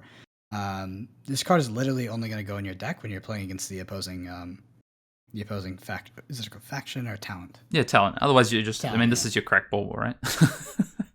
Yeah. Exactly. Yeah. If you're not playing as Shadow, exactly. It is literally just crack ball. So, yeah, I think even still as a sideboard card, if we move to that playing against Shadow, it's reasonable. Attacks you control get +1 while attacking. In Bolton, there's ways to obviously work with Bolton's effect. You get maybe make some of your on-hit light effects more relevant because you get them from 3 to 4 or 6 to 7 or whatever it is. And then, the second effect, if you have less life than opposing hero, put it into your hero's soul. I mean, that's really important, right? This is a way to fuel soul as well. So I think probably against shadow heroes, this is going to fall in like a... I think I had this in like a C, but I actually think it's like a C+, maybe even a B-, I'd say, sideboard. Yeah, 100% agree with you on that rating. C+, B-, for sideboard. Cool. On to the last light card we have before we move into the classes. We've got Invigorating Light. So Invigorating Light is a light action attack, costs 3, and it's a cycle again. So at red, this attacks for 6 and defends for 2. And Invigorating Light says, when you play Invigorating Light, if there are no cards in your hero's soul, put it into your hero's soul when the combat chain closes. So another way to fuel soul, but your soul needs to be empty. So there's probably a certain way you're playing for your soul to be empty. A lot of times you're probably going to be wanting to keep 1 or 2 cards in soul. Prism uses it obviously to create the spectral, the shields. Bolton's using it for the attack reaction aspect. So but this is a reasonable on rate card, right? Like it's 3 for 6. So the vanilla is slightly below rate, but then you get to just put this into your soul if it's empty. Yeah, I mean, I love seeing a card like this too, because this is just very good against Phantasm. It's going to be on line with what your core game plan is, whether you are playing Prism or Bolton. And it is going to be able to break those Phantasms with that 6 power attack at red. So I'm a big fan of this card. I think that, having amassed like a very large soul is not going to be something we're going to see too much of in sealed. I think it's going to be more of like these burst windows, which may be the case in construction as well, where you're kind of building up your soul to like 2 or 3, then you're bursting, and then you're building up again. Where in that case, this is going to have a lot of turns where this is going to be super relevant. Yeah, I think it's hard to say until we actually play and see how the game patterns go, but my initial sort of thought is that this is just a solid card. This is probably a C. Red's probably a C+, but maybe that could be higher. I think we just have to see. All right, so next we're heading into Shadow, and first up we have Ebon Fold. This is a Shadow equipment head. It reads instant, 1 resource, destroy Ebon Fold, banish a card from your hand. If it's a Shadow card, draw a card, and has Spell Void 2. It defends for 0. So this card is, I'm pretty high up on this card, Hayden. Let me get your initial thoughts before I spoil you with my opinions. I'm going to be so spoiled. I mean, Spell Void 2, first of all, was, we talked about that already. Maybe not necessarily a bunch of added value of Spell Void 1, but it's going to be relevant sometimes. The effect is is good. It's really good. So to banish a card from your hand and draw a card, if you're banishing, I'm thinking in chain, right? Mostly in chain. You banish a blood debt card that you can play, you're effectively just paying 1 to draw a card, which is a huge effect. 1 resource draw a card, instant speed is massive. So I think this card's really good. This card that you actively want in chain and Levier. And Livia, it's not quite as the fact that it's an instant speed way to turn off the blood debt is really important for late game. I don't think it's quite as impactful, but it's probably going to save your skin late game. So yeah, it's just a good card. Yeah, that's what I'm thinking. So you're in Levia, right? I think Levia is definitely one of these decks you're going to be building up your graveyard, and then kind of once you've committed to attacking your opponent, you're going to be pretty locked into trying to kill them. So when we're talking about sealed, your deck isn't going to be super packed with all these cards that are going to banish, potentially a 6 power from your graveyard to the zone, and you're going to be able to dodge the blood debt over and over and over again. So say you do draw that hand where you kind of just whiff. Ebb and Fold is going to be kind of a way out of that, and you can dodge that blood debt. Drawing a card off of this, just like the Halo, it's super, super good. Spell Void, dodging Vexing, which is not going to be too relevant, but Spell Void 2, obviously, just Strix is better than Spell Void 1, so why not? But yeah, I'm a huge fan of this, and like you said, in Chain, it's also really, really good. I think this is better than the Halo. In my opinion, I think this is a better card than the Halo. Like, I'm on like a B+ range in this card. Like, I think it's very, very good. Yeah, I mean, I rate this pretty close to the same way I rate the Halo. I am more excited about this one, but if I'm playing Shadow, I want Ebb and Fold in my deck. If I don't have it, I'm feeling pretty sad about playing Shadow. Yep, I agree. Yep, so solid. I think a solid B+ from both of us, kind of almost bordering around that A range. Not that it's going to pull us into Shadow, but just you want this in your deck if you're playing that talent. Yeah, I agree. I mean, it's pretty close. I mean, I think of some of the cards like a Hardened Crossstripe, for instance, which I think is one of the best equipments we've seen in Limited so far in Flesh and Blood, and this card's not far off, I think. Yeah, not far off, but Hardened Crossstripe being a generic does kind of push it to that A range for me. I agree. Where this is just going to limit you to Levia and Chain. Next, we've got Soul Harvest. So a bit to just go through here. So Soul Harvest is a shadow action attack. It costs 6, and it's only in blue. It's a rare. And it's legendary Levia specialization. So you mainly have 1 Soul Harvest in your deck, and only if you're playing Levia. And Soul Harvest says, as an additional cost to play Soul Harvest, banish 6 cards from your graveyard. It gains +1 for each card with blood debt banished this way. So important to note, the additional cost is you have to be able to banish 6 cards, otherwise you're not going to play Soul Harvest. And a Soul Harvest hits a hero, banish all cards from their soul, and they lose life equal to the number of cards banished this way. And it attacks for 6 and defends for 3. So I mean, a bit to go through here, obviously, Brendan. What are your overall thoughts or initial impressions? I think this is one that we're gonna slightly disagree upon. For me, this card is huge. I want this in every single Levia deck I'm playing. I'm opening this. It's pulling me towards Levia heavily because this is how I'm gonna close out games, right?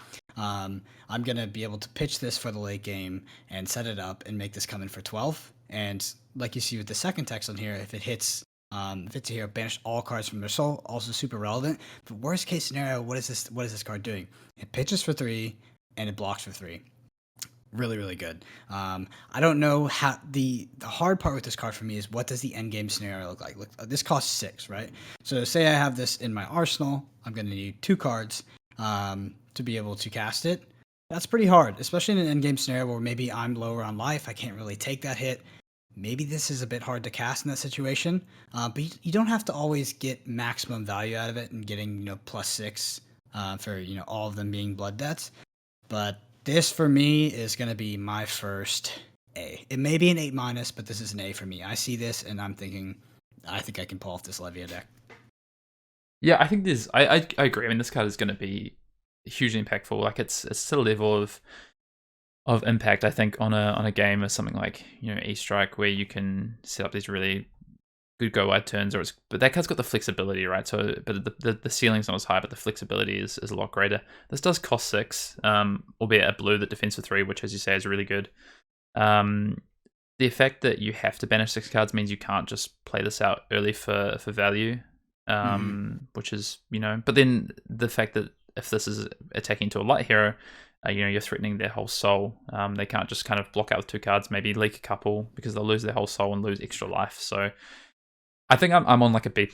I could maybe be convinced to an A-, but I think this does have some restrictions, and I'm interested to see how it goes. But yeah, I think this is probably some of these cards are pretty close to, I guess, quote unquote, like bomb level sort of areas.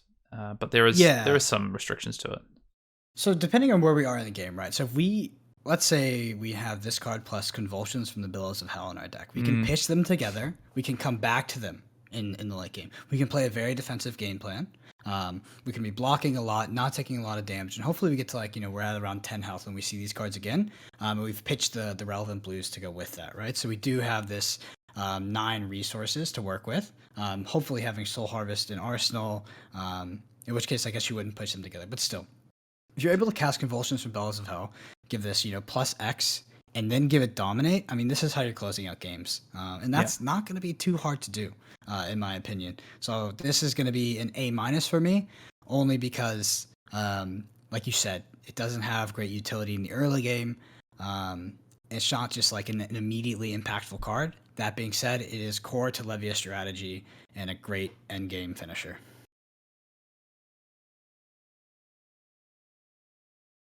Awesome. So next we have Soul Reaping. This is a shadow action attack. It's also this one's a legendary Shane specialization. It costs 6.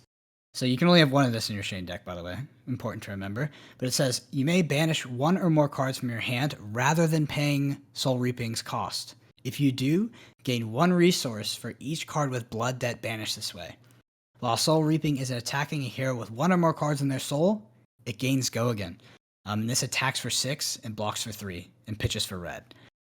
Yeah, so this card for me, Hayden, I don't think it's gonna be any surprise to you. This is just a hardcore A for me. This card is fantastic. You can play it into Shadow Heroes. It's great into Light Heroes. And in Shane, being able to use that Soul Shackle token, give this Go Again. I mean, talk about swing turns. It's so good. It's significant, right? Yeah, I mean, if I compare this to Soul Harvest, right, obviously this pitches for red as opposed to blue, so there's a little bit less flexibility there, but the 6 cost is such a prohibitive cost late game, and the fact that, you can banish a card to pay for that, which isn't even a cost, in Chain, for instance, it's not even a cost. You can be putting, something like a Bounding Demigon or a Seeds of Agony or whatever it is there to then play out. Plus, you get a resource for doing so, which then lets you play something. Maybe you put a 1 cost like an Unhallowed Rites or something, and then off a 2-card hand, with a Soul Shackle token, you can play both these cards. Let alone what you can do with 5 cards. Yeah, this is an A for me. This is, I think, one of the best cards in the set. I think if I open this, I'm probably hedging my bets in a draft and just taking this and seeing if Chain ends up being open. If I don't end up drafting it, then that's fine. I've taken the best card at the table probably. Pick one for me as well. I think this is one of the best limited cards we've ever seen. It doesn't quite get up to the legendary S tier of Drone of Brutality, but it's so good. It's good in every scenario. It's different, right? As well. Yeah. You go ahead. I was just gonna say this actively puts you into, active scenarios, active game plans, as opposed to, putting some of your, I guess, fate in your hands of your opponent in the way that they also play the game. You actually get to actively craft some pretty aggressive game states to put pressure on, and you can leak, force leak of damage with this card and some Go Again because of the attack that it has and the fact you don't have to pay for it. So that's a solid A from me and Brennan there. Moving on to Howl from Beyond, we've got a shadow action that costs 2. This again is a cycle, so it's at rare. And at red it says you may play Howl from Beyond from your banish zone. The next attack action card you play this turn gains +3, Go Again, and it has blood debt. So for the first time, blood debt says at the beginning of your end phase, if Howl from Beyond is in your banish zone, lose 1 life. So blood debt cards in your banish zone are going to cost you a life at the end of each turn, 1 per card, and this defense for 2. So the yellow and the blue cycle are going to be +2 and then +1 on the attack front there. Yeah, so initially, I'm trying to think about this in scenarios of limited, right? Like I played this a bit in some Blitz simulations, and I think the problem I had with it in Blitz is going to plague me in limited as well. Like a 2 cost in your banish zone. Let's say you have, okay, we're talking about Shane here, by the way. Let's say you have those 3 to 4 tokens, and you're banishing 4 off the top. to have enough resources to cast them all can sometimes be hard. If they're ones, they're like Ghostly Visits or they're Bounding Demigons or Seeds of Agony, very, very easy, right? But things like Howl from Beyond can really get stuck in that zone and you can be paying that blood debt.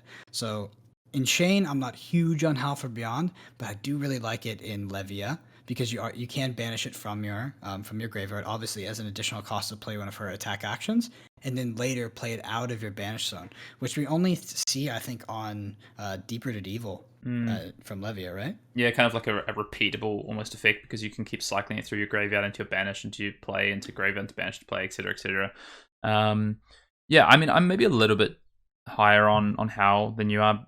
One of the things I really like about this card and the fact that once it's in banish, although it does cost 2, which I agree can be prohibitive sometimes, and your opponent can actually force you to try and not be able to play this and just have the blood debt tick away at you. But the fact that you can turn some of these cards that you don't necessarily want to draw into better attack actions. So, by giving them, say it's a blue Bounding Demigon, for instance, or yellow, whatever it is, or a yellow Rift, Rift Beyond, you get to play that, come in for 5 or 6 for 3. That just, you're turning some cards into better on-rate cards, which I think is a solid effect. I wouldn't say it's like a really good effect, but it's a solid effect. And in Levia, for instance, I actually think this card in red is actively something I definitely want in my deck. Depending on how many other non-attack actions I have, of course, between Convulsions and the one that gives +4 for 1, banish 3 cards. But yeah, I think I was probably on like a low B with this, but I think in reality it's probably like a C+, I think. But I do like this card. Yeah, it's definitely somewhere in between that range. We're going to feel like it's one of the things we're going to have to be slightly results oriented and just feel how painful it is to have a 2 cost in the blood debt zone, or sorry, in the banish zone, and be paying that blood debt. But like you said, you can turn, water into wine with this, with a blue card, just pumping it up. I like to say lemons into lemonade, right? Lemons into lemonade. All right, and next up we have Ghostly Visit, the shadow action attack. It's a cycle. It costs 1, and it says you may play Ghostly Visit from your banish zone, and it has blood debt. At red, this attacks for 4 and blocks for 3. So, in my opinion, this is just a very, very generic staple card that's just going to be good in, obviously in Shane, but we could potentially be playing this in Levia as well. Yep, I think this is just a good, on-rate action with the blood debt, right? Like it's something you can get out pretty easily because of the 1 cost. Like you say, it's not as prohibitive as some of these 2 costs. In Levia, I'm not as excited about this card. I think I want to be packing my deck full of 6 attacks, but the fact that you can use this in conjunction with something like Dread Screamer, if this isn't banished, there's probably room for a few of these in your deck. You've got to be really careful about how many non-6, because between your 6 attacks, your non-attack actions that you want to use to buff your attacks, and maybe a couple other cards you're trying to fit in. Once you start putting in cards, red actions that don't attack for 6, you start to dilute your deck a little bit. So you'll be really careful about those. Yeah, and I think after saying that, I immediately realized that was like a super potato statement.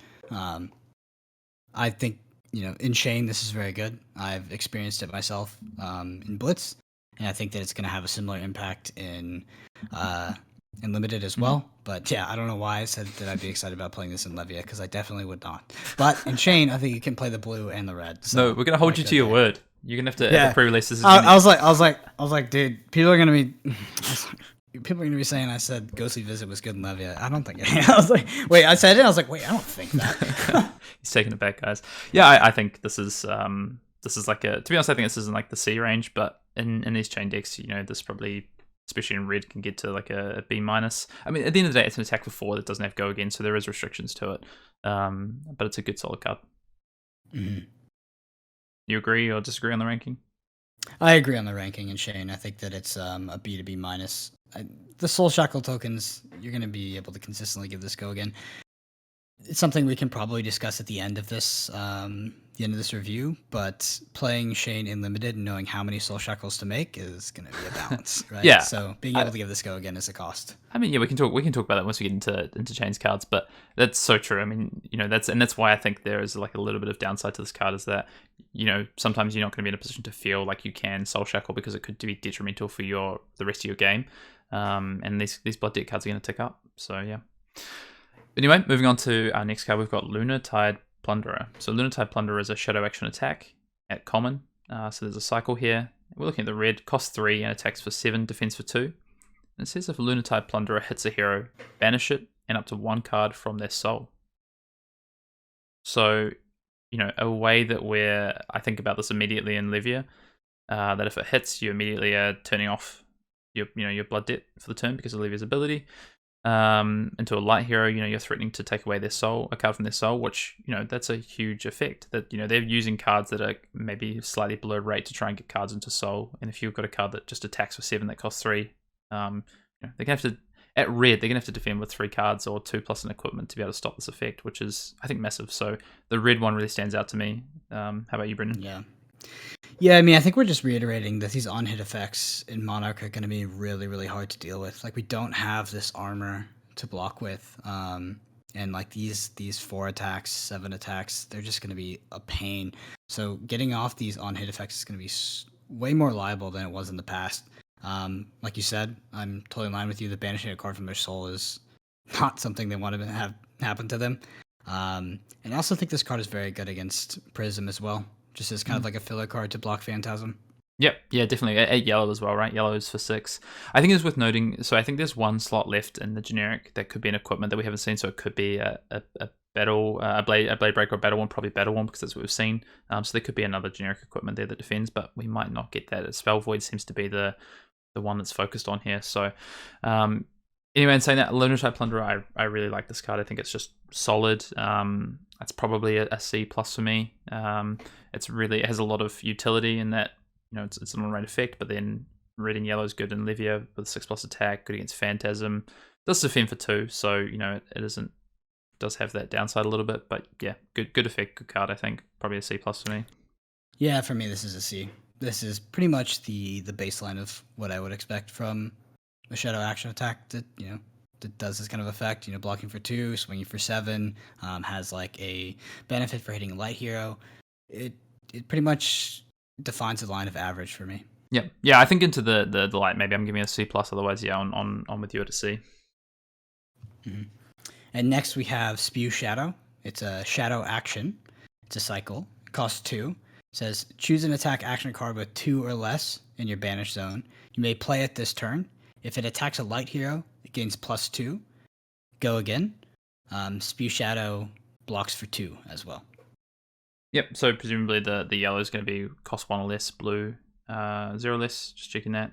Yep, exactly. Mm-hmm. So, I mean, this to me, it feels like, you know, it's not a pure sideboard card, but I'm not really excited about playing this for 2 just to get a card out of my banish, to be honest. I'm probably only really wanting to play this into light heroes. And saying that, it does have some utility. I mean, this kind of, at just a 2 cost for get a card out of banish zone, obviously you're not paying for the card as well. So, you know, I compare it to something like Memorial Ground where it costs you the card to actually play this and then, you know, plus another card to actually play something, whereas this gets you the card from banish. And I think about something like Livia where, you know, you've got premium cards like Dread Screamer maybe where you want to get that somehow back into play. You want to be able to reutilize that card. I think this does have some utility. And a way to get some cards out of, you know, good cards out of banish for chain, you know, that you didn't get to play because they just went straight into to banish, for instance. Yeah, so I'm not excited about this card at all, and I'm open to being very wrong about it. But for me, this falls into the D range. Obviously it has an effect versus light heroes, getting that +2. The fact that it's a non-attack action is also relevant in Chain to play Bounding Demigon and some other cards as well. But yeah, blocks for 2, cost 2. Oof, the cost is a lot. I'm not a fan. It's fallen to a D for me. Interesting. I don't think it's D. I think it's in the C range. I think the fact that, you know, it doesn't cost you. It's not like a buff, right? Where you say, okay, it costs 1 to give +3, plus you then have to play the attack action. You know, which costs you a card, that actual card plus the resources. This costs you the resources, yes. But if you have a blue plus this and a card that costs 1 from your banish, so I'm thinking yellow here is kind of where I now think that I like this card the most. That's fine. It's not exciting. I don't really want to be playing that as much, but when it gets to +2, now I'm a little bit more interested about it. I think, and because it is a non-attack action in Chain, for instance, where that's a relevant effect, and it does have some utility in Levia. I think this is like a C minus, and I think into light this maybe gets to a C. And in some decks it's probably going to do a little bit of work. But again, like you say, blocks for 2. The blue's not very exciting. Yellow's okay maybe. Yeah, I'm not quite at the D level, but I think it is like a low C. Mm-hmm. Yeah, this is one that I'll definitely have to agree to disagree, and I'm open to being wrong about it. But at first glance, it's hard to see me playing this in any of my decks. We move on to our I guess our reflection of the Ray of Hope. We've got Eclipse Existence, which is a shadow instant which costs 0. This one comes just in blue, so common. And it says whenever an attack you control hits a light hero this turn, you may banish a card from their soul. If you do, they lose a life. And if you have more life than an opposing hero, you may banish an action card from your graveyard. So again, like Ray of Hope, just a pure sideboard card here, right? It only works into light. What do you think of the effect into light, though? Like, how would you compare this to Ray of Hope? Yeah, I mean, it seems good as a combat trick. I'm just trying to think about the full application of this card, because I think when I first see it, it's not really blowing me away. But at that, I'm probably missing something. Yeah, I'm interested. So go ahead. You know, whenever I guess the fact that you've got a card here that can take away from their soul is really relevant, because they don't see it coming, right? Like, it's not, you can play it in the reaction step, and there's not really a lot of ways to stop it at that point for them. So you can, you know, sit at an arsenal, for instance, and wait for the time to use it. Pitches for blue, which is relevant. And then the next piece about, you know, you can banish an action card from your graveyard. Yep. That's a way to fill Levia's effect, you know, for instance. I think that's what's doing it for me, right? That's what's bringing this card up. Yeah. Both in Levia and Shane, I think that effect is super relevant. Both dodging Levia's effect and Shane just fueling a larger turn. Mm-hmm. Yeah, I think in all, though, it's like a similar kind of power level to Ray of Hope. It's just like a C, maybe a high C, in certain decks. You definitely need to mention it's a sideboard card. It's a pure sideboard card. Yeah, exactly. You're not playing this into, well, you know, it's a slightly better crack wobble, I guess. It pitches for blue as opposed to yellow, so, you know. But yeah, no, you don't want to be playing this into shadows, that's for sure. All right, and next up we have Blood Tribute. It's a 0 cost blue. It's a shadow instant. I'm assuming this is a cycle as well. Mm-hmm. The bottom is cut off for me. So it says, at blue, it says opt 1 and then banish the top card of your deck. So we assume that yellow is opt 2 and then banish the top, and the red is opt 3 and then banish the top. Yep. Hey, what are your thoughts about this?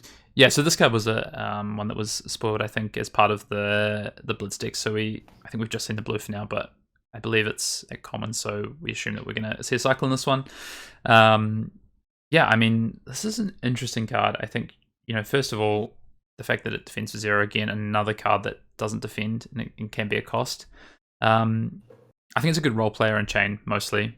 Yellow and blue, I like. Lets you either pitch it or use it to find some gas off the top, because, you know, effectively what you're at that point saying in a deck like Chain is, okay, opt 2 and draw a card, almost, you know, not quite, because you have to banish it and play it this turn probably, but it's similar to that kind of effect. That's kind of how I see it. So, you know, red is opt 3. I like blue and yellow because I feel it has a bit more utility. And yellow at 2, you're probably going to be able to find something in your deck. I think this is like a C. I think you're going to maybe play 1 or 2 of these because it's actually, it's not even an attack action, so I'm less excited about it. It's just a straight instant. It feels like a bad dimensional gateway. Yeah. I'm trying to think, like, I feel like we're missing something, right? Because, like, I'm trying to think, like, is there a benefit to this being instants? Because, right, like, immediately what comes to mind is like, no. But well, for non-attack actions. Yeah. For Levia, I guess it can be, right? You know, like, you can come in and then post-combat, you can banish and you don't actually take the life. It kind of messes with your opponent's calculations. They might think they have lethal because you've come in with an attack action and haven't banished this turn, and then all of a sudden you banish. It could be relevant. That costs you a whole card to do that, though, and you're probably not getting any effect, you know, any payback for it like you would in Chain, for instance. I guess one thing is that it does, as a card you draw, it's not terrible in Chain because you can turn it into, you know, a dig for gas, and if you banish it, and it's out of the way anyway. As opposed to just drawing it. Maybe this is just better than a blue that does nothing else, for instance. Yeah, this is one that I'm going to say that this is probably going to be in the D+ range for me. I don't like it. If there's dimensional crossroads in the format, in cards that want me to play non-attack actions like Bounding Demagon. It's hard for me to figure out, like, to see Blood Tribute and be like, I want to play that. The cost of it being instant and having no defense value is just so massive. But I also think that because this card looks so bad to me, that I'm probably actually missing some key interaction that it has that makes it playable. Yeah, I think this could be a constructed card though, but we'll have to see. I thought maybe this had a little more application, but I'm kind of on the same page as you. I think we'll have to see how this goes when we play the format. But yeah, I think probably a D plus. It is usable, but it's pure filler, right? Mm-hmm. And that takes us into the last shadow card. We've got Consuming Aftermath. So Consuming Aftermath is a shadow action attack. Costs 3, and this is again a cycle at rare. So at rare, it attacks for 6 and defense for 2. It says there's an additional cost to play Consuming Aftermath. You may banish a card from your hand. If a shadow card is banished this way, Consuming Aftermath gains Dominate. So we see another card here that can get Dominate and potentially be a really good pairing to some of these non-attack action sort of buffs in the late game. And the fact that the cost isn't necessarily a cost at all for either of the shadow heroes. For Livia, it's going to turn on your hero ability, and for Chain, it's possibly going to let you play a card. Although it is worth noting that the banish is part of the cost, so unless you go again, you're most likely not going to be able to play that card from your banish that turn. Yeah, and you also need to have a deck. So my first thing is to think about is like this might be a good closer in Chain.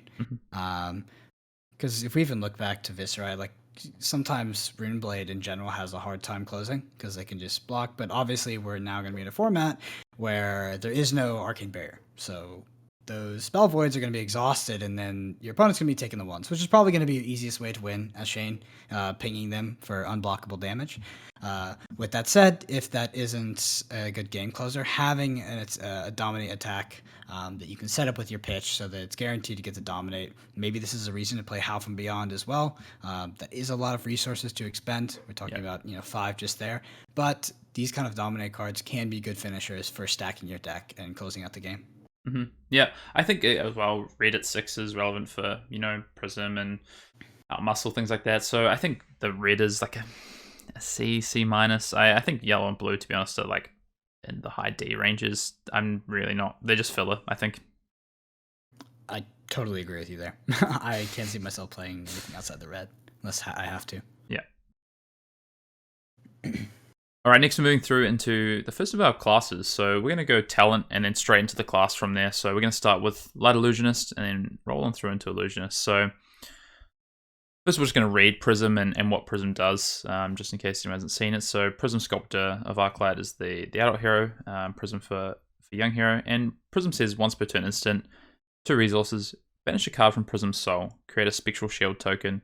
And if you haven't seen Spectral Shield token, it's an Illusionist aura with, if your hero would be dealt damage, instead destroy Spectral Shield and prevent 1 damage that source would deal. Anything to say about Prism before we kick into the cards, Brendan? Well, I did hard commit to playing this hero, so... It's your new main. Yeah, so I will be playing this at Road to Naps whenever we do get it, because I did commit, so... But I'm happy I did, because I blind committed to the class, and turns out the class is awesome. All right, super excited. We'll see it. So our first card, Herald of Judgment, is a Prism specialization. So this comes in yellow. It's at rare. Costs 2, attacks for 6 and defense for 3. And it says if Herald of Judgment hits, put it into your hero's soul, and the defending hero can't play cards from their banished zone until the end of their next turn. So a pretty significant effect there if this card connects. And we see Phantasm for the first time. So Phantasm is the Illusionist effect on the cards. You see these on the attack action cards. And Phantasm says, if Herald of Judgment is defended by a non-Illusionist attack action card with 6 or more attack, destroy Herald of Judgment and close the combat chain. So you don't get any of the effects. You don't get the go again. The combat chain is just closed and Herald of Judgment is destroyed. What are your first kind of thoughts on the specialization for Prism that we see at rare? Very, very good. Yeah, I mean, love that it pitches for 2, blocks for 3, but like, let's just get into this is a must block, right? Yeah. If you're playing Levia, you're playing Shane especially, you have to commit to blocking this. It even makes me want to play Phantasmify with this, which is basically a non-attack action that will buff this attack. But yeah, just absolutely devastating against shadow heroes, both Shane and Levia. Yep, and of course we've talked about Phantasm a bit through this review already around, cards with 6 attack that we would, want to play because of Phantasm, and there's a reason. Phantasm, these cards that have Phantasm, the Illusionist cards and the Illusionist cards are really strong. A 2-cost for 6 that has all these on-hit effects, and we're going to see more coming up, but these are going to be so important to have in your deck, and we've seen cards like Blinding Beam, for instance, that can help, maybe get your Hero of Judgment to hit by stopping your opponent from being able to trigger that Phantasm, for instance. So, of course, with the rules change, now there's a window to react before the defending card actually becomes a defending card. Yeah, I think one of the biggest traps when playing against this is going to be blocking this. Say it is coming for 6, it's not buffed. Blocking this with less than 6, right? Because if they go Blinding Beam, I think that's what it is, and reduce your attack, then you're totally getting blown out. I think that most of the time you're blocking this with 2 cards, even if they are 6 power cards that are going to break the Phantasm, just to be sure, because you don't want to get hit by this if you're Shane or you're playing Levia. Yeah, definitely. But at that point, you have to have 2 cards with 6 attack to defend with, so it's difficult. Yep. Like that's that, and then at that point, your Hero of Judgment's done a lot of work. It's taken 2 really relevant cards out of your opponent's deck. There's only so many 6 attack cards they can have to break your Phantasm, which is really important to note. And actually, something that as we talk through, and we'll get more into this, but as the game goes on and you see your opponent pitching cards, you can actually track how many 6 attacks they got left, and really start to line up your Phantasm attacks, which I think is actually one of the most powerful things about Prism. Yeah, I mean, we talked about Frontline Scout not being a good card for this exact reason. So if you kind of, if you're willing to play that aspect of Flesh and Blood, right? If you're willing to track your opponent's pitch and be mindful of what they're putting back into their deck, you shouldn't need that information later in the game when you are playing out these Phantasm cards. So if there is a point at which they have no 6 attacks left in their deck, you know that you're going to be stacking your deck to be very powerful against those turn cycles. For sure. And if not, instead of playing Frontline Scout, just play a 6 attack card. Yeah, don't play that card. So overall, I think for me, this is a solid B. It is, there is ways to defend this card, and there is ways to stop it, but it does have a powerful effect for, a reasonable rate. I don't think it's into the A range. It doesn't do something so powerful that your opponent can't interact with it as well, like we saw with some of the, like the Soul Harvest. So this is a B for me. Yep, solid B for me as well.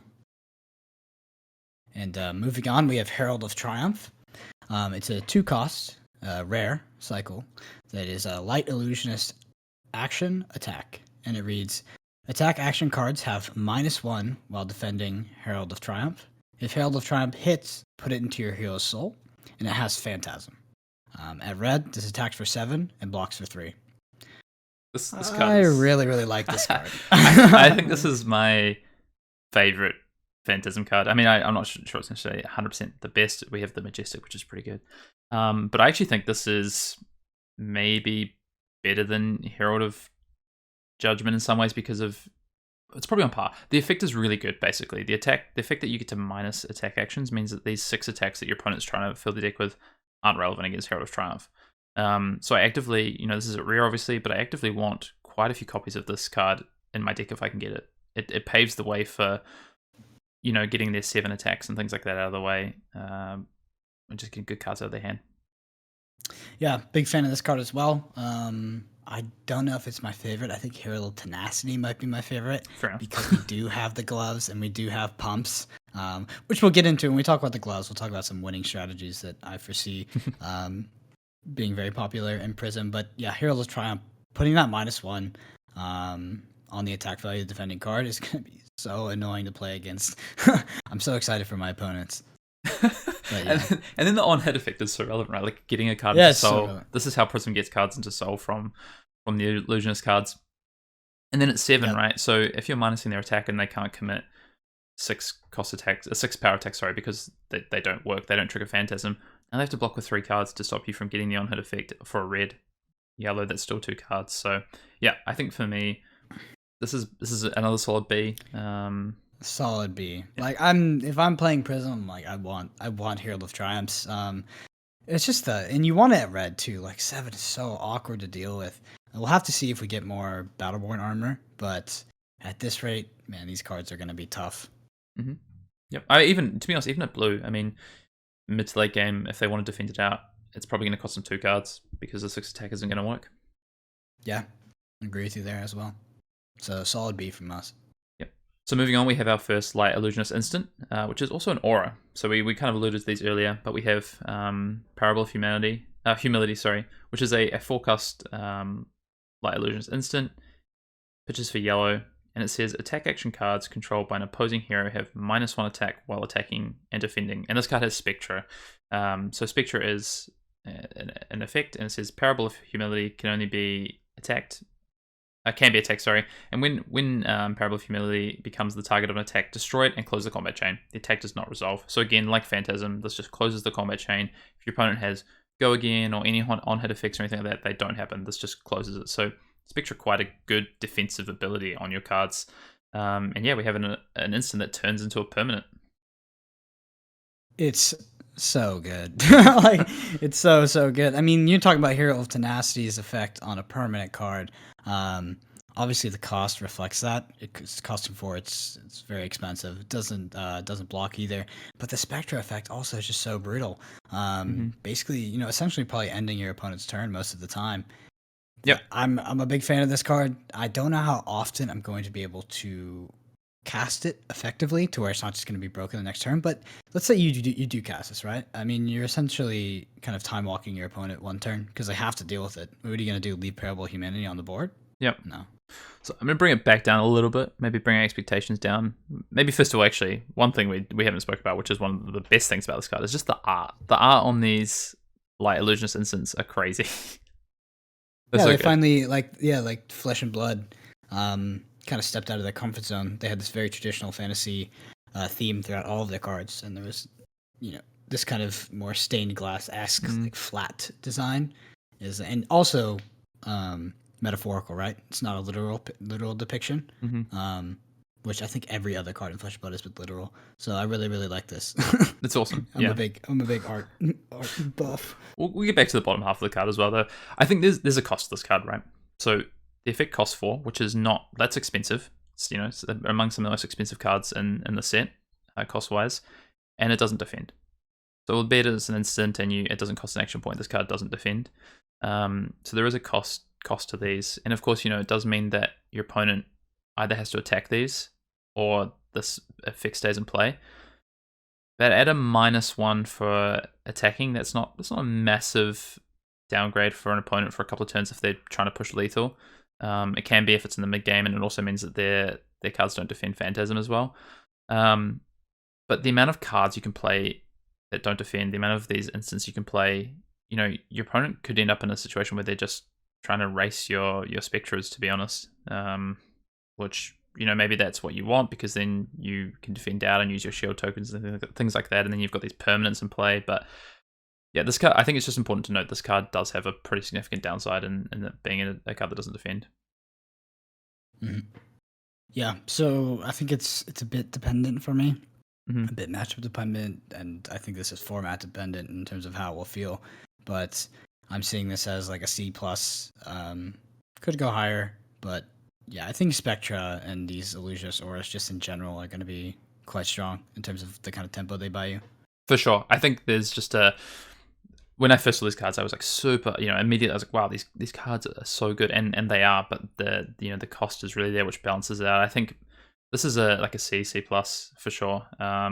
And maybe I'm wrong. Maybe these are as strong as I first thought, and these end up being B-minuses. But I think there's just so many ways to play this format that can put pressure on, whether it be with Levia or Chain or Bolton or whatever else is going on. So, yeah, I think I'd probably land on a C+ with you.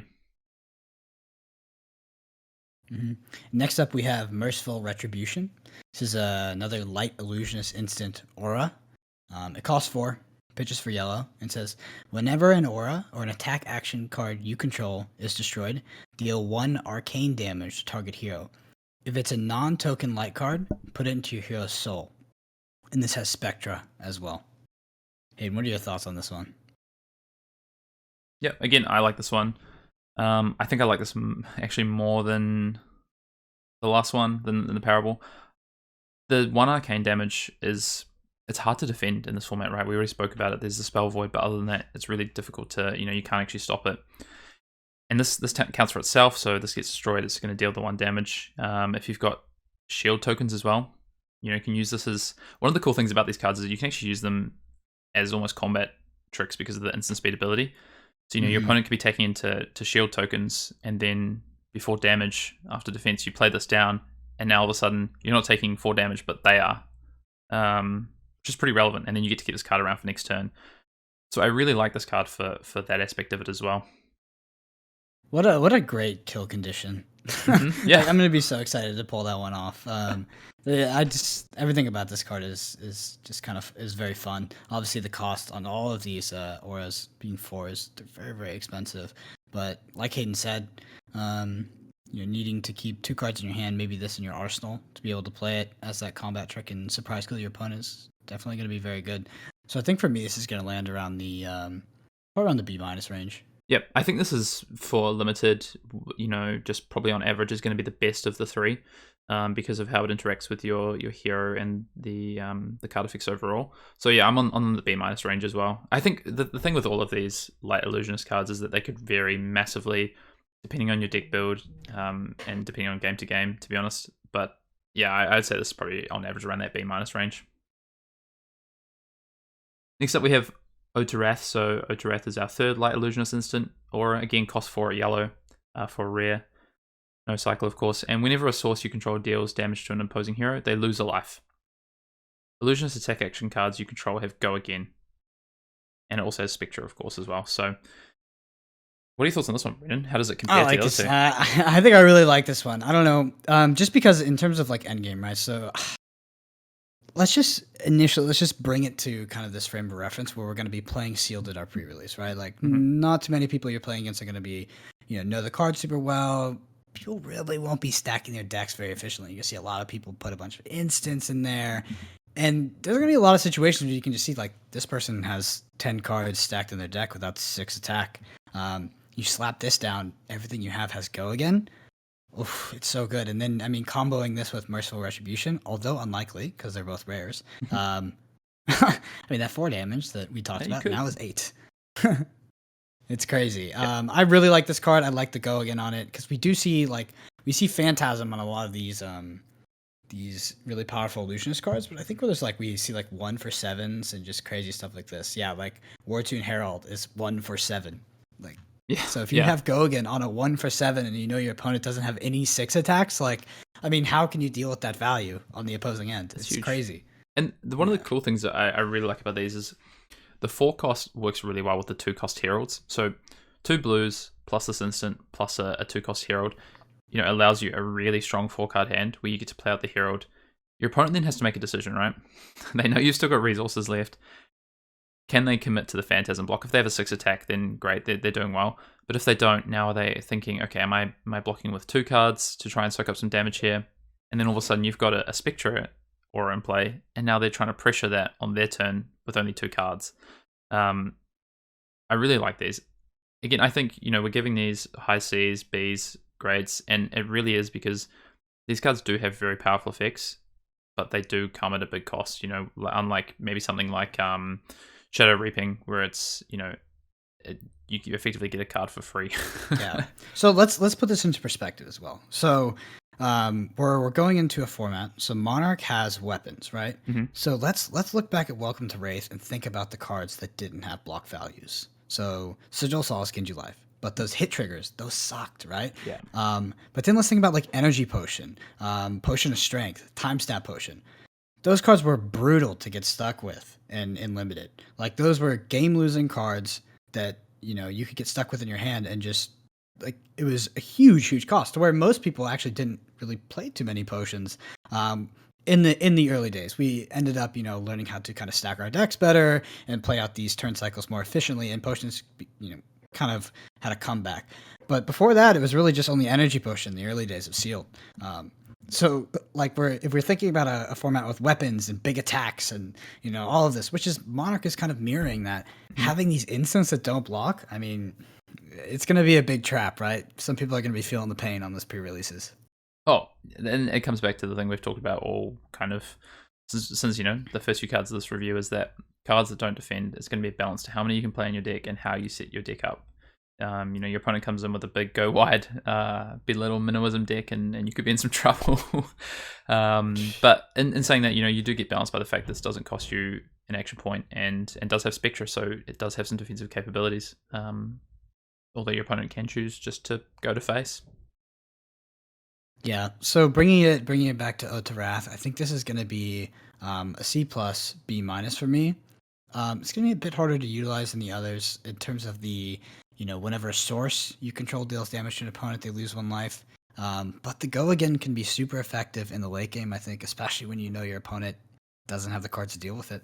Yep. I think I'm a similar. I'd probably put this pretty similar to Humility.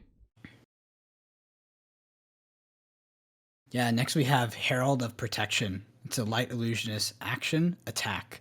It's a common, so it's a cycle. It costs 2, and it says if Herald of Protection hits, put it into your hero's soul, and create a spectral shield token. It has Phantasm. At red, it attacks for 7 and blocks for 3. Seems pretty good to me, Hayden. 2 for 7. Not only does it go into your soul, so it's a relevant on-hit trigger effect that your opponent does not want to let happen, but you also create that Spectral Shield token. And I think Spectral Shields are going to be very interesting. Spectral Shields are something that's going to be hard to evaluate from the outside in before we've touched the cards and played the class, but I think that they're actually going to be very, very important. And if you're able to kind of get a lot of them on the battlefield and protect maybe the ones you play Glisten on, have counters on, could be a whole other strategy to Prism that we're going to see, which is going to be swinging with these tokens. Not to mention, when you defend and you take damage and it's absorbed by a Spectral Shield, on-hit triggers do not take effect because you're not actually getting hit. Yep. Oh, I mean, Spectral Shield is huge. I mean, reminds me a little bit of something like a Runeblood Barrier in Arcane Rising. Obviously at Majestic there, but just even that in Constructed, you're able to block with 1 card, then a Spectral Shield token takes, maybe the next one for, say someone comes in with Illuminate, for instance, right? Red Illuminate for 4, you block with a card for 3, Spectral Shield takes the other 1 damage, they don't get the on-hit effect, and you've only lost 1 card from hand, which then lets you come back on your turn with more cards, or you can just defend out those cards and keep your Spectral Shield tokens. Like, you have these options and choices, so Shields are really good. Herald's really, really strong. All these Heralds at red obviously attack for 7. It's just it's a good effect. Obviously, if they can't stop the Phantasm, if they can't trigger Phantasm, it's going to cost them multiple cards. So it's going to be so important, these 6 attacks in your deck, to stop Phantasm. Yeah, for sure. And I think this, Herald Protection it's really hard to evaluate all of the Heralds, right? Because they're just ridiculously efficiently costed attacks, but they have this thing, Phantasm, to where they can just be fizzled by being blocked by a 6 attack. So we have to kind of raise our bar of what average is. I think this falls close to average for me. I really like the Spectral Shield token, don't get me wrong. Fueling Your Soul, fantastic as well. But for me, this is going to fall in the C plus range. And I think it's probably a B minus as well, but I can't really pick between the two. I think it's one of those things where I'll have a much better idea once I get my hands on the card. But but initial ratings are C plus, B minus. Yeah, I think it's in that range. I think you have to compare these to each other. I think it's a bit of a benchmark for these cards. I think Triumph is so good because of the effect you get without the on-hitter trigger. Like, it's influencing how your opponent has to play the game. So I think that one is kind of one of the top ones. Whereas the ones that have the on-hit effects, it does come down to Phantasm a lot. So I kind of put this in like a C plus range. I think it's below the Triumph, Herald of Triumph. Mm-hmm. Moving on, we've got our next Herald. So we've got Herald of Ravagers. Again, a common cycle of Heralds, cost 2, and the red attacks for 7 and defense for 3, as we've seen with Herald of Protection. And Herald of Ravagers says if it hits, put it into your hero's soul and deal 1 arcane damage to target hero. So instead of the shield token you get from protection, you get a damage. And of course, it has Phantasm as well. So I think pretty comparable to the Herald of Protection. I have a feeling that it's going to depend on your deck build, which one you want more, for instance. You might want both. I think I probably have this around the same as Herald of Protection. It's very similar. This one would lean a bit closer to the C plus for me, just because I think the Spectral Shield token really, like we said, it's hard to say at this point what the macro strategy of Prism will be, whether it will be kind of trying to present a big attack, make you have the 6 block every single turn, or it's going to be more control instead of it, which is what I would assume. But at that, the 1 arcane damage versus the 1 Spectral Shield token, it's an interesting kind of question to have there. It's like, what do you value more, dealing 1 damage to the opponent or creating a Spectral Shield token, which could be turned into a weapon, stop an on-hit effect, etc., etc. Yeah, I think it's going to be build dependent as well. Like that damage in like a really aggressive deck it's just an extra damage that you're presenting, right? You just, especially if you're trying to race or whatever it might be. So I put this at the C+ as well. Yep. And next we have Herald of Rebirth, a light illusionist action attack. It's a 2 cost, and it says if Herald of Rebirth hits, put it into your hero's soul and put up to 1 card with Phantasm from your graveyard on top of your deck. At red, this attacks for 7 and blocks for 3, and of course has the Phantasm effect as well. So this idea of like, I mean, it's quite consistent throughout Monarch. Putting something, from your graveyard on top of the deck, but also just putting anything back on top of your deck. How relevant that will be, I think depends on what you're putting on there. So like, if we just look to a card that we're going to talk about very soon, like Herald of Tenacity with Dominate, that could be a good card to kind of put back on top and close out a game. Have around a couple points of unblockable damage coming through. But coming back to Herald of Rebirth, the 7 hard to block goes into your soul. It's just, Hayden, where do you kind of put the value of getting a Phantasm card from your graveyard on top of your deck? Oh, it's so situational. I think you've got the next pairing in Herald of Tenacity, which we're about to talk about, which is a great pairing with Herald of Rebirth. You get that tenacity back for late game, because it's a card with Phantasm. There's the targets are a lot narrower than some of the cards we've seen that put cards back on top or get you a card back. That kind of raise dead sort of effect that people might be familiar with in Magic terms. I think this is probably sits around that CC+. I think the on-hit effect in the early game, for instance, is going to be a lot less relevant than like the Spectral Shield or even the 1 damage, to be honest. So I'd probably say this for me falls in like that C range. Agreed. So next we have Herald of Tenacity. So Herald of Tenacity is again a light illusionist action attack at common, cost 2. And this time at red, this is for 6 attack and 3 defense. And the reason this is for 6 attack is that this card has Dominate. So it has natural Dominate. And if Herald of Tenacity hits, put it into your hero's soul. So we get that effect again. And then, of course, Phantasm. So we're effectively trading, a damage for a bit of a pretty upgraded in-game effect in the form of Dominate. Yeah, I'll trade a damage for Dominate all day. So I think, I'm looking at Hayden's initial reading of this card, but I think in the context of the set, this is a B for me, and it's because of cards we're going to talk about later. But the Illusionist equipment Dreamweavers, that's going to prevent, it's going to take away the Phantasm, and then Phantasmify, which is like a non-attack action buff, so giving something +5. These Dominate attacks in conjunction with that armor piece, or even without, like I said, you just track your opponent's deck. They're going to run out of the 6 attacks. Yeah. Most people are going to be pitching super inefficiently at pre-releases. Herald of Tenacity, buff it up. It's so good. Like this is such a game winner. You can pitch it for late game. This is like my favorite. This is probably in conjunction with other things, of course, but this is one of my favorite cards of the sealed pool that's available to Prism. I think maybe playing this all day. Maybe take a bet. One factor is not only is this. We talk about pre-release and new cards and pitching inefficiently. It's just difficult to pitch well and set your deck up for in-game. So you do, this card does have a lot of value in the in-game. It's going to be difficult. Your opponent has to be aware of it and be prepared for it and kind of pepper these 6 attacks through their pitch, to make sure they get to it late game, which is why some of these, yellows, for instance, that have 6 attack are really valuable. I think one thing with this is, the ability to be able to pump this and then play it late game is great. I actually really like this card in blue and yellow as well, because there's only so many of these red heroes you're going to be able to play because your deck is pretty resource hungry, with the instants and with the Prism ability. With with creating shields. So I do like this in blue and yellow as well, if not maybe more, to be honest. And we can liken this back to Ranger strategies in Arcane Rising. So how a Ranger would mostly win games. You're going to be stacking the deck. You want the non-attack action to buff this, and then it's just such a weird situation to where this has Dominate, and your opponent may not have any cards to block it, so you might just come in for the full value. But this at blue as well, like 2 for 4, and you're going to want the blues to be swinging with your weapon if that's your main game plan. There's just this card is so flexible. I think it's so good in the deck. I think it's a great win condition, and for me, this is a solid B. Yeah, I think I'm a B- on this. I think I put this in line with Triumph. in terms of power level. This does rely on other cards to make it good, or not to make it good, but to really get the full value of this as an end game, whether it be a buff or whether it be the weavers, the arms to remove the phantasm of other phantasm. So yeah, I'm going to be a minus, I think. Mm-hmm.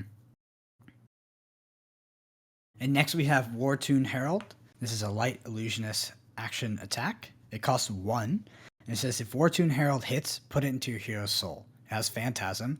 At red, this hits for 7 and blocks for 3. So Hayden, we have a 1 for 7 here. I think that might be our first one. Maybe you can consider E-Strike to be a 1 for 7.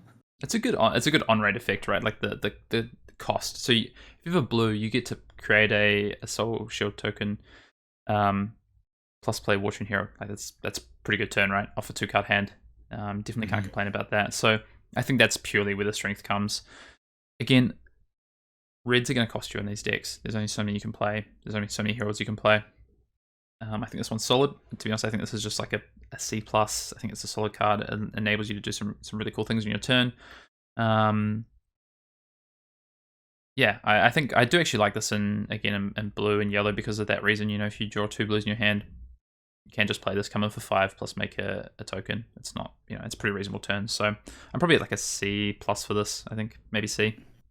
Yeah, just the efficiency of doing like a card we'll talk about soon here, Spears of Surreality, and they don't have the 6 attack, or you do have the combat trick, and you have Go Again, and you're using 2 resources to come in for 12, which is ridiculous. At that rate, you'd probably be able to swing with a weapon again, so make that 12-16.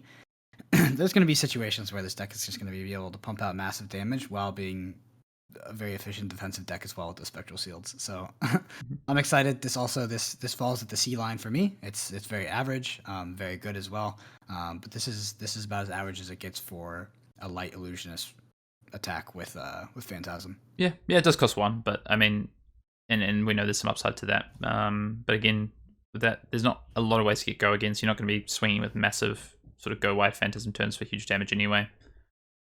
Yeah. So we move through into the Illusionist cards. We've kind of alluded to it, so we might just quickly speak about Iris of Reality, which is the Illusionist weapon. So it's a 2-handed orb. It says during your action phase, Illusionist auras you control are weapons with attack 4, and once per turn, action, pay 3, attack, Go Again. So that's what we were talking about before when we alluded to, turning your spectral shields into weapons, cost 3, get the Go Again. So there's definitely a build around in this deck. I think there's kind of 2 pretty clear Illusionist lines where you're more on a Phantasm plan, or you're more on a instant aura and Iris of Reality plan. But then there's also just, I think in limited and especially in sealed, you're probably just going to be playing an amalgamation of those 2 to just try and put together a really good deck that can do a bit of both. Yep. And the first card we have here is going to be Dreamweavers. It's Illusionist Equipment Arms. It says, action, destroy Dreamweavers. The next Illusionist attack action card you play this turn loses and can't gain Phantasm. Go Again, and it has Spell Void 1 and blocks for 0. So this is going to be the first card, I think, out of every single card on this this entire review, where me and Hayden, I think we're differentiated by 2 entire letter grades. So I think you can share your grade. Don't change it. I think after talking through these cards and looking at it more, you go first, and then I'll speak to mine. So Hayden had this at like a C+ in the document, but this is an A for me. This reminds me of Refraction Bolters. It's so good. This pulls me into Illusionist. Like if I have Dreamweavers, I'm going Dreamweaver. I'm literally setting up an endgame scenario. That's going to be very easy to pull off, by the way. It's Dreamweavers, Phantasmify, which we'll talk about later, which is going to pump an attack by +5 at red, and give it Phantasm, but the Dreamweavers will prevent the Phantasm, and then I'll play an attack with Dominate, right? So we're talking about Dominate for like 11 in this case. It's just so good. This card is going to be bread and butter for kind of finishing out games, and I think that it's actually, there's going to be a massive trap with this card by using it, just be like, oh, I think they have a 6 attack, so I'm just going to use it. No. Like this is your game closer, and this is, I think, the best card that you're going to be able to pull in Illusionist. Yeah, this card is a lot better than I guess when I was first looking at the set that I thought it would be. I think just things like Herald of Tenacity and these in-game scenarios that you talk about that you want to set up. There's going to be a point where either you know they have the 6 attack, or they have so many that you need to push the damage, whether it be a dominate or however it's going to be, and this is going to have so much value. I personally don't think it's at an A level. One of the reasons, I think, because it's only for one class. I probably wouldn't necessarily be as keen on first picking this card as you would be, for instance. But I think if I'm an Illusionist, then I definitely want to have this card. I'd be, as you say, with I'd be upset not to have this card. So I would probably say this is like a B plus, I think, for me. It's gonna be an A for me. Moving on into the next Illusionist card, so we've got an Illusionist Instant Prismatic Shield, and this is a cycle at rare. It costs 3, and the red version is going to make you.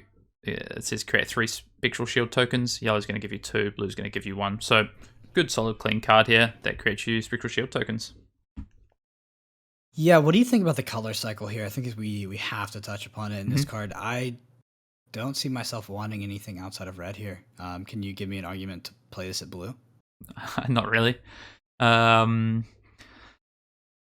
only argument I guess I'd have for playing this at blue is that you might just need the blues, because I think these decks need a high blue count. So in sealed, you might have to play this at blue, and it has an effect that's relevant sometimes. Yellow, I would be a lot more keen on playing, because at least it creates you 2 and can be used to pitch for a war tune, or for any kind of heralds. But blue, yeah, I think blue is pretty filler rate. Red, I actually think is like a C plus though. I think this card is actively quite good. Yep, I think it's actively quite good, and I would say that blue probably would be I would actively avoid the blue. Like, I would pick up most generics that block for anything over playing this at blue. Yep, I agree. The return you get, right? Yeah. You pay 3 to get 1 token that defends for 1. Or prevents 1 damage, and there's some versatility there. It could turn into a weapon, for instance, on your turn, but it's it's not really where you want to be. So I agree. This is like a blue is like a D, right? D minus. Yeah, so I think we go C plus for the red. Yep. Maybe we get into like the C minus range for yellow, and D for blue. All right, next up we have one of my favorite cards in the set, which is Phantasmify. It's an Illusionist action. It costs 1, and at red it says the next attack action card you play this turn is Illusionist in addition to its other class types, and gains +5 and Phantasm. Go again. And this blocks for 2. So, like I said, obviously this is fantastic when comboed with Dreamweavers, the gloves that prevent anything from gaining Phantasm. At that, if you do have the read that your opponent cannot block and destroy your attack with a 6+ attack card that they're defending with, I mean, the rate 1 for +5 is pretty good. Yeah, it's massive. It's huge, right? Pretty good. Yeah, I mean, this card, when you read the first part of the text, is obviously all just massive upside. 1 for 5, 1 for 4, 1 for 3 at red, blue, yellow. Phantasm is definitely relevant, right? And it's going to be matchup dependent how good this card is. Obviously, with pairing with like the Dreamweavers, as you say, is like a massive combo. And in that regard, I definitely want minimum 1 Phantasmify in my Illusionist deck. The extras start to become a cost. I actually really like the yellow and then the blue as well, as these ways you can pitch early to set up. And it's only for 1 less than the red or yellow, for instance. And it's still super, it's a massive buff for 1. So I'd be careful about how many of these you actually put into your deck in certain matchups. If you've got 3-4 of them, are you playing 3-4 of them into Brute, for instance? Maybe not. Maybe you're just playing 1 or 2 to pair with the Dreamweavers, or on tracking for turns at the end game when they won't or might not have a 6 attack. Yeah, and I totally agree with you. And I think I put this card up at a B plus. Probably a B though. Yeah, B plus a little high, but like this card is very, very, very good. It is, but it defends for 2, right? Like there's a lot of good cards. I don't want a lot of them, so I mean, I guess that's something to talk about. Is like I'm not. Let's say I open 5 of these. I'm not including 5, most likely. It's just the scenario of pitching this together with a good dominated attack when your opponent has shown to pitch a sequence of cards with no 6 attack, or they can't efficiently block, or maybe you have the blinding light in the arsenal when you play this.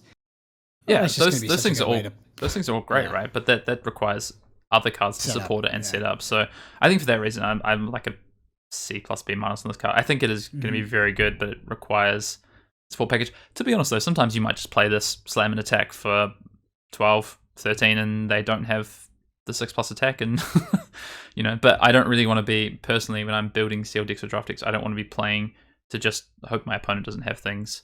I want to know as much as possible and set my deck up to give myself the best chance and the best sort of crafted position to win a game. So yeah, I think I'm probably going to land on like a C+ for this, to be honest. You've talked me down. C+ for me as well. I've done it, guys. I could end up being so wrong, and Brendan's gonna hate me forever when he gets onto his Illusionist main. No, I'm still playing it. Don't get me wrong. Next card's Enigma Chimera. So Enigma Chimera is an Illusionist action attack, cost 2. At red, attacks for 8 and defense for 3. So it's a common. There's a cycle here, and it has Phantasm. So just a vanilla 8 cost for 2, which is funny to say. It has Phantasm, defense for 3. So this is kind of just the on rate for Phantasm in this set is 8 for 2 at red. Yeah, 8 for 2 with no effect, right? So yeah, this is about as generic as it gets. Sorry. It's just, I think when you're evaluating this card, we really have to take into account the color cycles. What do you think you're playing? Because the 2 for 8 at red, but maybe 2 for 7, still hard to block. There is no on-hit effect, but it just seems like a very generic card for me. Tell me more about the color cycle. Yeah, I mean, the fact that all of them have pretty high attack. The Phantasm's the thing that gets you, right? Like, if you're paying 2 costs for a 7 attack, say at yellow, or even a blue attack, like, that's on rate for a good red, a solid red attack. So it comes down to Phantasm. Again, how many of these are you playing into decks where you think they could have Phantasm? I like that these defend for 3, so the yellow and blue, you can just get on this train or this track of playing against decks with high 6 cost attacks, of just using these to defend, making spectral shields, trying to use your weapon, crafting this game plan, as opposed to really relying on your Phantasm cards. So I like this card across the colors. I'm happy to play them all, but I think it's just solid C, to be honest, across the colors, across the cycle. Solid C for me as well. Next up, we have Spears of Surreality. This is an illusionist action attack. It costs 1, and it reads Phantasm, but it has Go Again. So just to kind of elucidate on this point, if Spears of Surreality is destroyed, so by Phantasm, the Go Again does not resolve. And at red, this attacks for 5 and blocks for 3. What are your thoughts, Hayden? Yeah, I mean, this card I feel is very similar to the pump in Phantasmify. Phantasm's still something you've got to consider with the 6 attack. This one defends for 3, which I like as well. I like that in certain matchups, you've got a way to go a little bit wider. It works well with, your weapon is just a 1 coster. Sorry, with your hero ability is just a 1 coster. So if you've got a blue, you can play this and then thread and go again for another card. Maybe you have something like a herald in your arsenal. They block it out to stop the effect. You get to make a token and be on your way with the turn. I like this card. I think this is actually, to me, I think this is a card I'm more happy to play more copies of than Phantasmify, for instance. Phantasmify has the in-game setup, but this can too as well. I mean, if they can't block it out, this gets Go Again and comes in for 5 at red or 4 for yellow. So this is like a C+ for me, I think. Maybe a B- in some cases. Yeah, I think I would float around that same C+ rating. Pretty vanilla card, but obviously very, very strong if it doesn't get broken with the Phantasm effect. Next up, we have Light Warrior, which is Bolton is going to be the hero for this. So just quickly to go over him. Bolton reads, if you've charged this turn, attacks you control gain +1 while defended by an attack action card. And then he has another ability, Attack Reaction. Banish a card from Bolton's Soul. Target attack with greater attack than its base gains Go Again. So, Hayden, what are your initial thoughts on Bolton? I mean, we've talked a little bit about it in this cast so far, but it seems to be kind of a setup deck where you're going to have these windows of presenting a lot of damage, but then these windows of just kind of building up that soul so you can utilize his abilities. Yep. Yeah, definitely. And the first effect is so relevant, I think, in Limited, probably more so than it might be in Constructed, for instance. That if you have charged this turn, say you come in with something like a yellow Illuminate, you charge up, sorry, Bolt of Courage. It's come with the Bolt of Courage, red for 3. They defend with an attack reaction for that attack action that's 3 defense. You get the +1, and you got your own hit effect is now coming into consideration. So it's just something in effect that makes defending a lot more difficult in this format, and it's probably what I'm looking out for. And then, of course, that attack reaction, which I think is a bit more of that maybe bursty style thing you talk about. You're going to get cards into soul and have maybe some bigger turns with 5-card hands.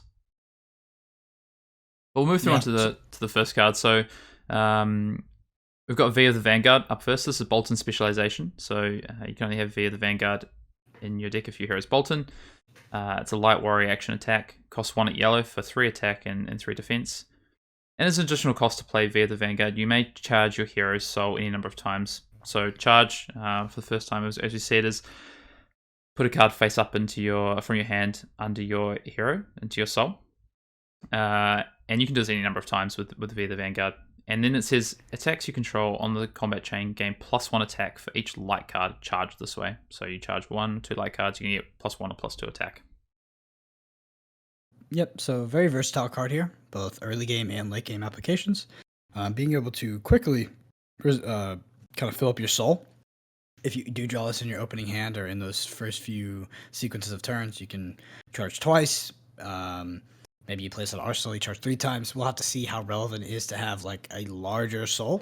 But then there's obviously endgame applications to this as well, with that second line saying attacks you control on this combat chain gain +1 for each light card you charge this way. So we could see that quite easily as +2 and going quite wide that turn.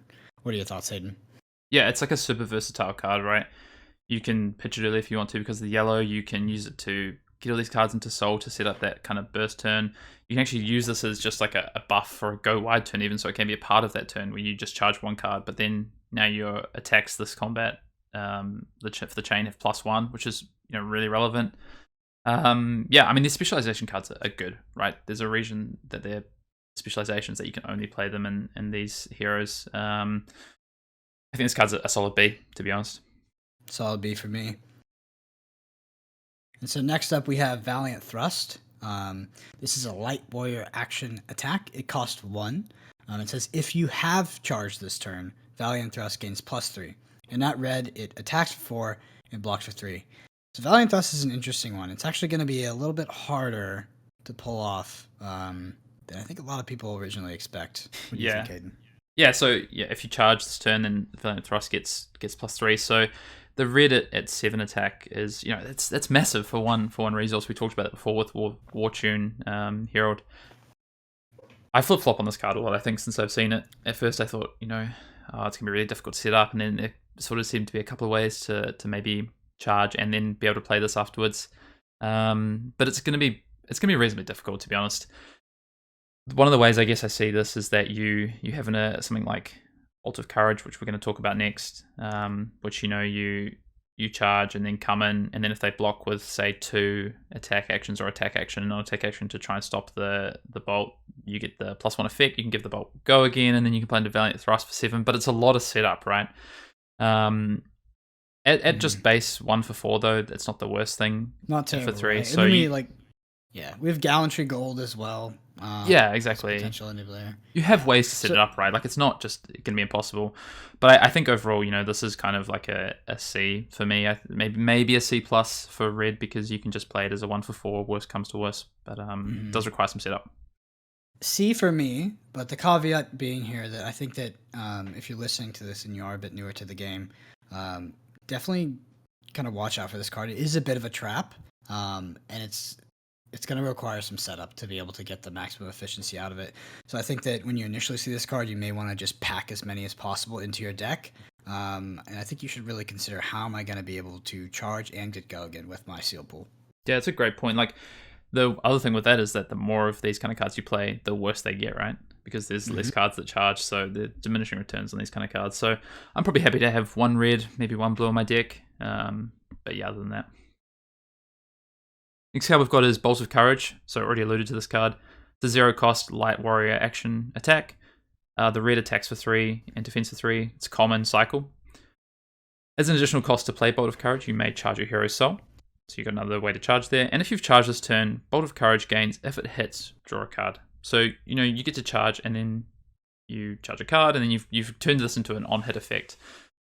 It is at red for attack 3, so you're going to have to try and find a way to probably get this over top of, say, 1 card for 3. But because it would require a non-attack action, and there's not a lot of non-attack actions that defend for 3, this often is going to get to 4 because of Bolton's ability, which I think is really strong at red. Yeah, I think the only cycle that's really kind of appealing to me, other than having a blue that blocks for 3 and pitches, is red, because Bolton's ability, after charging with this, is likely going to give you that +1, let it hit, draw a card, then you can use Bolton's reaction to give it go again. I think this card is quite good, and I think it actually lands around a C+ for me. Yeah, I think, like, as we're talking through this card, I'm talking myself up a little bit, to be honest. I think I thought this card was around a C. I think it's like a C- for the yellow and blue. But I think red is like a C+. If you've got the right cards in your deck to work around charge, maybe it gets to B+. I think it's a C+, though. I agree with you on that. Mm-hmm. Next up, we have Engulfing Light. This is a Light Warrior action attack. Costs 0, and it says, and as an additional cost to play Engulfing Light, you may charge your hero's soul. If you have charged this turn, Engulfing Light gains, if this hits, put it into your hero's soul. At red, it attacks for 3 and blocks for 3 as well. So we're seeing this a lot in Bolton, is these cards that will allow you to charge, but then also have a on-hit effect that your opponent wants to avoid letting you have, most likely. With that said, the red specifically, just like the last card, coming in for 3 is likely going to be coming in for 4 when your opponent defends with a attack action card. Yeah, I think this is Boulder Courage's kind of just a different effect, right? And I actually think this effect is probably on average better. Stronger. Yep. Yeah, I think so. It works better in 3, 4, 5 card hands. So if you have a 2-card hand, then probably Bolt of Courage is better, because you're potentially you're threatening an arsenal card. Whereas with this, you're threatening to keep to charge up your soul, which is really relevant. Like, you need ways to charge up your soul. And then if they block, you put in another card into your soul, or whatever it might be. The effect is really relevant, I think, into more cards. Yep. So for me, another C+. Yeah, I'd agree. Yeah, for sure. Next up, we have Express Lightning. So another 0-cost Light Warrior action attack here. A common cycle. So at red, this attacks for 4 and defense for 3. And it says, as an additional cost to play Express Lightning, you may charge your Hero Soul. So another card that charges Hero Soul. And that's it on Express Lightning. So we're trading, an on-hit effect for an extra damage. What's your kind of thoughts on that as a, kind of concept? You trade the damage for the on-hit effect. It's interesting, right? Bolton in general is such a more complicated class than what we're used to in Warrior. With that said, what is going to be the kind of the right balance of, on hit effects, charging your soul, and kind of playing these turns where you only really do 4 damage, but you are building up that soul, versus kind of going wide on these larger turns where you're using his attack reaction ability to banish your soul, get go again, and go wide. I think this is like a great initial attack, right? Maybe even later, right? You're able to give this go again when it's defended. 4 is a bit harder to be like, okay, I'll take it, right? But I think that there's going to be it's going to be a really popular initial strategy in Limited. So when people play against Bolton, I think a lot of people just won't block things like Express Lightning, which makes me kind of think that Bolton actually might be stronger if you reorient your view of him and play him in more of a control variant, right? Yep. So if people are just not blocking your Express Lightning because they're like, oh, whatever, right? He's only doing 4. Then, you block them with 2 cards in your turn, maybe 3, play out of your arsenal, kind of do the same thing. And next thing you know, you've not only built up your soul while doing this, but you've also just whittled them down, and they haven't respected the hero's ability to go wide and present a lot of damage. You literally took the words out of my mouth. That's what I was going to say. I think this has a play pattern of defend, charge arsenal, attack them for 4, which you're happy to do to get that arsenal, that soul up, and then all of a sudden you're in a position where, I've stacked my deck, or I've got the right combination of cards that I want to see, or my opponent's taken an off turn, and all of a sudden I'm coming in for a pretty big turn with a fully charged soul, and they've been leaking damage, and I haven't. So yeah, I think I probably put this around the same sort of grading as Engulf Lightning and Bolt of Courage. There's no on-hit effect, but the extra damage is still relevant. You're still charging your soul. So I think it's a C plus for me. I think red at least is a C plus. Yeah, and I think it's I agree with you with the C plus. I think it's funny how kind of like a lot of Bolton's cards have been rated in the C plus range, like very average, and that's because Bolton isn't trying to do the same thing that Prism is, right? He's not presenting this massive attack every turn that you have to deal with, right? But he is presenting this incremental buildup of his soul, which will allow him to swing with an attack, a sequence of attacks, so in a combat chain. That's going to be very hard to deal with on said turn. So I think it's really interesting how we're kind of rating these a bit lower than some of the other classes, but at the same time, it's all about a strategy, right? Like Bolton is much more of a macro view kind of strategy kind of deck to play. Yep. I mean, you haven't got a yes or no. Like Prism has this yes or no aspect with Phantasm, right? Like yes or no, does my attack work or not? Whereas Bolton, you have, not there's more necessarily a lot more play to it, but there is things you can do. And I also think that some of the generics you get a bit more value out of in Bolton that we've already spoken about than maybe you do in Prism, for instance. So it's all relative, and it'd be interesting to see how it shakes out once we get to play the format. Yeah, so Express Lightning, C plus from us. And next up we have Courageous Steel Hand. This is a light warrior attack reaction. It costs 0, and it says, if you have charged this turn, target attack gains +3 attack. This defends for 3. Defends for 2. Does not defend for 3. So this card is going to be a big bait when in combination with Halo of Illumination. So the head that lets you put something into your soul. We talked about it before. That does not count as charging. I guarantee you that if you play more than one pre-release this weekend, someone will try to Courageous Steel Hand you after I've already not tried charging their soul. Yeah, I know. I actually had someone else try it to me the other day as well. This happened to me twice now, and it was like, yeah. So this reaction is definitely going to be played against you when someone hasn't charged their soul and has just put something in there. Usually with Halo of Illumination, but yeah, initially, Courageous Steel Hand's an interesting card. Just considering kind of like your hand economy when you're considering you have to like pitch for a card, then put a card into your soul, and then you have to play Courageous Steel Hand, and it really only has an effect. It's a dead card unless you've charged, so it's a weird one for me. What are you thinking, Hayden? Yeah, I mean, a 0 cost attack reaction, right? I think of Iron Song Response, right? Mm-hmm. And that card can, it has a similar effect. If it's not turned on, it does nothing. But defending is going to happen a lot more than you charge and then come in with an attack. So I don't mind this card. I think it's okay. I actually kind of like the blue and maybe the yellow as resources that can just be combat tricks to get some of the charge cards over the top for their on-hit effects, like Bolt of Courage, etc. But I'm less inclined to play red because I can't just throw it for 3 defense in a bad hand. It only defends for 2, which is really relevant. I think if this card defended for 3, it'd be quite good. Yeah, I think it defending for 2, this to me is like a C. Yeah, you're probably going to play a couple, and it depends on what the makeup of your deck is, how many of those on-hit charge cards you have. I totally agree with you. A C, and don't fall into a trap of playing too many of these. I think that's definitely going to be the wrong choice, like 9 times out of 10.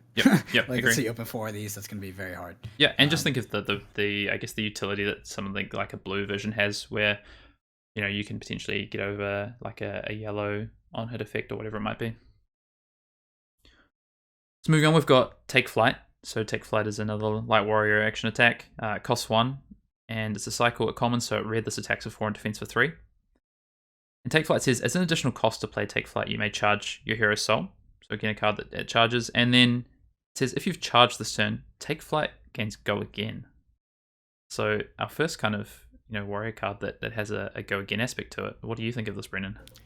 I was pretty confused on like how Bolton was gonna all come together, and then this card came out. I was like, there it is, right? I don't think that that thought process is totally correct, but this card is very, very good. The downside is it's going to require a 3-card hand, which would be hard to pull off, but it does block for 3. You're going to be able to charge your soul when you play this, and you're going to get Go Again because you did that, and Bolton is just turned on. He's ready to go. I think Take Flight is kind of your enabler to actually have a larger turn. Yeah. And for me, this is solid B to B plus range. I mean, in the context of Bolton, this is getting to like B plus. Yeah, Yeah, and I agree. And it's a light warrior action, so in the set it's a Bolton card exclusively. So I think it's kind of in the name, right? It's take flight. It's the way that you start off these turns, and it's going to be like a 4 to 5 card hand. It's a pure enabler for those. I think it's super important to have some number of these in your deck, whether it be red, whether it be yellow. Even blue isn't terrible because you get to charge as well. Obviously, the damage output's a little bit less, so it's not quite as exciting. But also defense for 3. So I actively want a number of these in my deck. I think I would say this is a solid B. Yeah, that's where I'm at. Yeah. And I agree with you there. Next, we have Battlefield Blitz. This is a light warrior action attack. Hayden, how much does it cost? Sorry, my screen is a bit washed. It costs 1, so it's 1 for one for a red card. Or at red, it's 5 attack and 3 defense, and it's a cycle at rare. And Battlefield Blitz says if you've charged this turn, Battlefield Blitz against go again. So we've just rolled into these go agains, right? We had take flight, which in itself enables go again. This one needs a little bit of help, so this one needs something to have charged first to gain go again, which I think is, to be honest, a bit of an issue. Like it's in limited, especially. Yeah. So like take flight into Battlefield Blitz, for instance, great. You go pitch a blue, take flight, Battlefield Blitz gets go again, and then into a weapon attack or multiple weapon attacks off like a 5 card hand. You're rolling, right? Like that's a massive turn. But if you don't have it, you're looking at just a 5 attack for 1, which isn't that bad. That's a good rate, right? So I think this card is probably just a solid role player. It's a C to me, I think, with this ability to really build around it, and maybe in that regard, like something like a yellow has a lot more utility as a good in-game card. But I think this is like a C, maybe C plus. Yeah, C build around for me. All right, moving into the warrior generic cards, we're going to start with a piece of equipment. This is Gallantry Gold. It's warrior equipment arms, and it reads action, 1 resource, destroy Gallantry Gold. Your weapon attacks gain +1 this turn. Go again. And it has Battle Worn and defense for 1. So this card, I think this is a big enabler for warrior, for Bolton specifically, because it's going to turn on his ability to give to give things go again. Yeah, the attack reaction, right? It gives you your attack reaction. Yeah, the attack reaction. Yeah. Getting go again, and swing with your weapons multiple times. We saw this displayed in the Blitz video from Legendary Studios, where Cal did this. He had this large go wide turn when you pop Gallantry Gold. So I think this is like a big enabler for your setup turn. Yeah, it's really important. I think the class equipment we're seeing, I think, is all of these remind me of Refraction Bolters a little bit, where you really want these. I think of like Welcome to Wraith, where if I didn't have Helm of Eisen's Peak, like I wanted that card, but if I didn't have it, I wasn't like pure, I wasn't upset about it. If I don't have Gallantry Gold, or I don't have the hooves for Brute, or I don't have the shadow, the arms for the Illusionist, I'm actively really unhappy about that, because they're so important to my big setup turns. And Monarch really is about these big, these setup turns as well, where you're probably crafting towards an in-game, and Gallantry Gold is so good for that. I mean, it doesn't cost you a card from hand, it costs you 1 resource, but you get that back in the form of plus attack to your swings this turn, whether it be on weapons, whether it be on attack actions, and just to top it off, it's got Battle Worn 1. So this card to me is like right up there. I think it's these equipment, as I look at them more and more, the more uses and the more strengths I see in them. So I think for me, this is B plus probably. Yep, B plus on its way up there. We'll have to see. Kind of, I think once we play in person, we'll have a better idea if it gets all the way up to A. But very, very good. And it's pulling me into the class if I open it. Yeah, it's kind of interesting. I think all of these equipment, probably now I think about it, I at first I really had like a ranking system or like a tier I thought about where these common equipment sat for the class. Like for instance, we'll get to it soon, but the Runeblade chest I thought was like by far the most powerful because of its effect. But they're all relative to what the class is trying to do in limited, and I think they're all so crucial that they probably will end up all being like B plus A's in the end, to be honest. Yep, agreed. So B plus for me for now, but likely to kind of increase in that ranking. Yeah, we'll come back to it post pre-release. Next up, we've got Dustpath Pilgrimage. So this is a warrior action, non-attack action. Costs 1 and is a rare cycle. So at red, this says your next weapon attack this turn gains +3 attack. And if this hits, you may attack an additional time with this weapon this turn. So yellow, this can be for +2, blue for +1. So our first non-attack action here, and one that gives the ability to, give almost like a twinning blade effect. It says, if the weapon hits, it can attack an additional time this turn. Obviously, you're not Dorinthia, so you don't get that ability just by hitting anyway. At 1 for +3 or +2 or +1, also a way to turn on Bolton's attack reaction. Otherwise, just a good solid buff for your weapon and also defense for 3.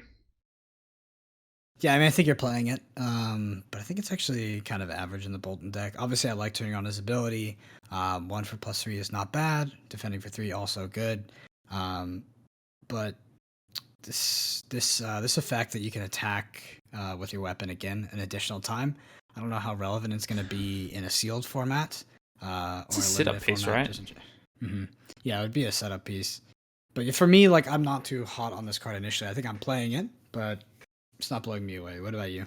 This kind of reminds me of Phantasmify, I think, in Illusionist, in terms of the way that I don't want too many of these, but it's an effect that I want for certain turns.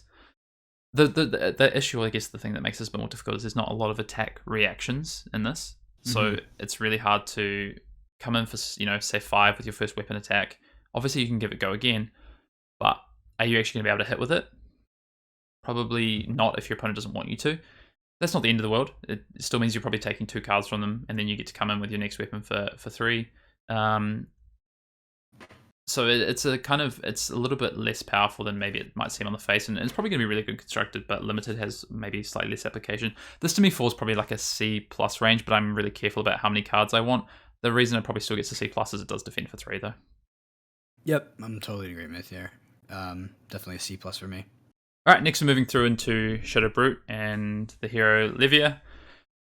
Just quickly on what Livia does. So Livia says if a card with 6 or more attack has been put into your banish zone this turn, cards you own lose blood debt during the end phase. So effectively, if you get a card into banish for 6 or more attack, you're not going to be suffering the consequences of all that interest from your blood debt. Anything to say on Livia, Brendan, before we jump into the cards? Yeah, really interesting class. It's gonna be funny to play against in sealed and also to play. So when I initially kind of got my hands on the class, I was like, okay, yeah, I don't want to have too many cards in my blood debt. But then I saw Jason play, and it was just set up the graveyard, and then it was swing, banish every single turn, dodge with Levia's ability. And I think his blood debt was like 10+ at the end of the game, which is just crazy. Yeah. In sealed, obviously your deck is going to be way less consistent than it is in a Blitz precon. So I can see, I foresee a situation that is undoubtedly going to happen where either I will be playing Levia or my opponent will, and they will get, maybe 2 cards into that banish zone early, and then, man, that just ticking away is going to be hard. Definitely a hard class to play. It's going to be hard to manage that blood debt. I think more on Levia than Shane. Yep. Oh, I completely agree. I think it's going to be a case of really utilizing your weapon early, get your resources into your graveyard, might banish a card, here or there. But once you start, you're kind of off to the races, right? You have to kind of go for it and set up these big turns. And if we're glad that you're listening to our set review, but if you haven't as well, go and check out the videos from the developers showcasing the Blitz decks. I think they really show you how these heroes are going to play in constructed, but also in limited, like what their strengths are and kind of how you can set up strategies with them. So highly recommend. But we'll jump into the cards here. So we've got, first card is a Shadow Brute equipment. It's a League equipment called Hooves of the Shadow Beast. And it defends for 1 with Battle Worn. And Hooves of the Shadow Beast say, whenever a card with 6 or more attack is put into your banish zone, you can destroy Hooves of the Shadow Beast, and if you do, gain 1 action point. So again, we spoke about Gallantry, Gold, and the other equipments. Again, another one that's really important to how this class wants to play, and at some point, having a go wide turn where you present some damage. So I think this card is super important. It has Battle Worn, of course, as well, which is relevant. I actively want this in any Levia deck I'm playing. Card's an A for me.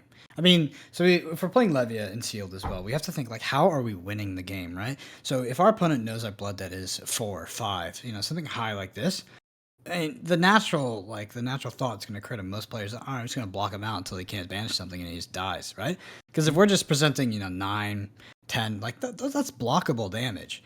If it's, if it's something like 16 or 14, these things that are, these values that are going to be impossible to block from hand, Even if you have a full hand of 3 blocks, like that's how you're gonna win the game, I assume.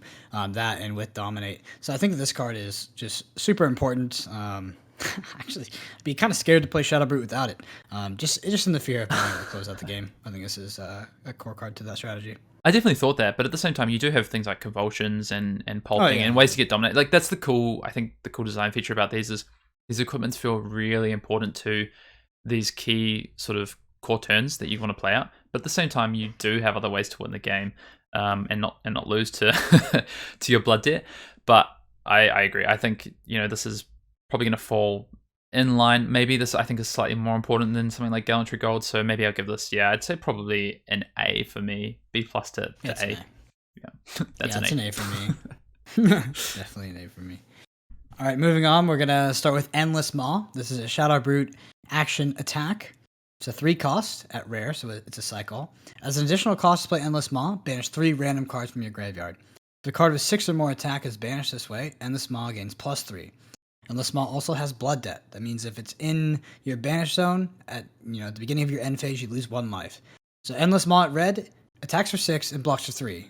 That means that if you do banish that 6, that card with 6 or more when you play it, it's going to come in for 9. And by the way, that cost of banishing 3 random cards from the graveyard is not optional. That is mandatory. Yep. So Hayden, give me like your hot take, first thoughts on this. Well, I was just gonna say my Endless Maw is definitely attacking for 9. I'm setting this up to make sure that I'm getting in for 9 here as much as possible. But the card's great. I mean, 3 costs for 9. Obviously, you've got that additional cost. But as we spoke about, the early game with Shadow Brute, it's really probably going to be about setting that up and then just coming in with back-to-back turns where you're pushing this kind of damage. Pair this with something like Convulsions from the Bellows of Hell, which we're going to speak about next, which is the non-attack action that gives Dominate. Coming for 12. Like, yes, please. I think this card is very good. It's a card that I want to have in all of my Shadow Brute decks. I mostly want red. I'd probably play some blue because it can get up to 7. I think blue is playable. Yeah, I agree. But I actually think the red and to some extent the blue is like in the B range. I think Endless Maw is just such a good, powerful card that you can do a lot of things around because the 9 damage comes from 1 card in itself, effectively. Yeah, totally agree with you. That's Endless Maw is a B for me.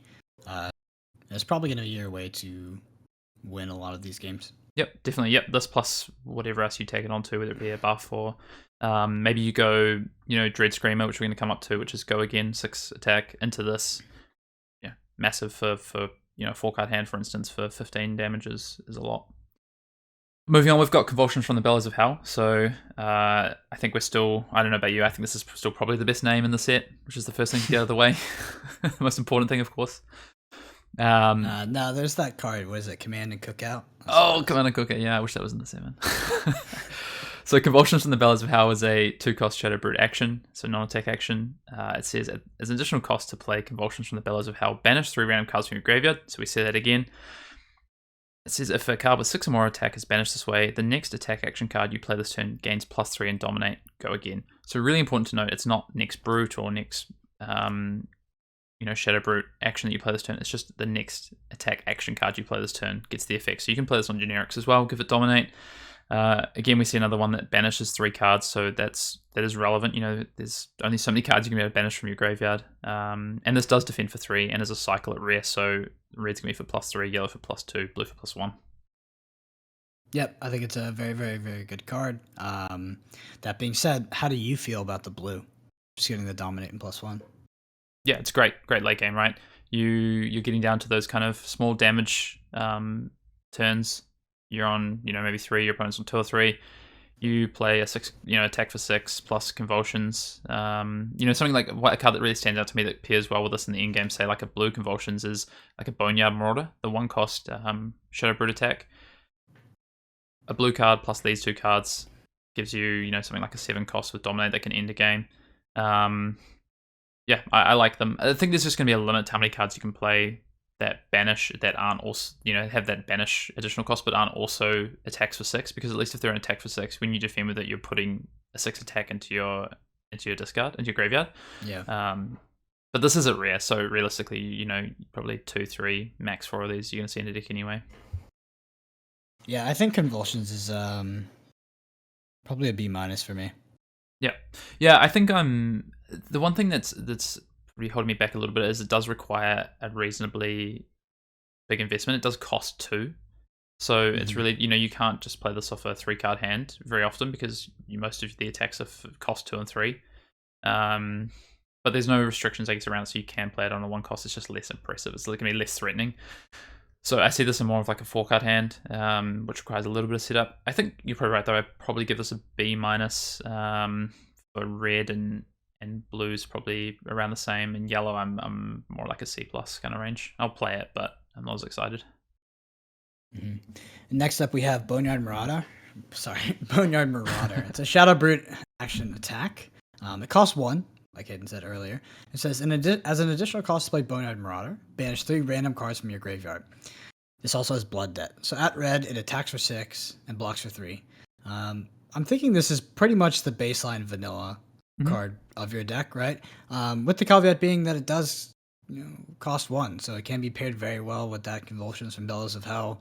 It can be played on a 2-card hand, all these kind of things. Yep. So a 3-card with Dread Screamer as well, which is the one that gives go again. To come in for 12 or 3.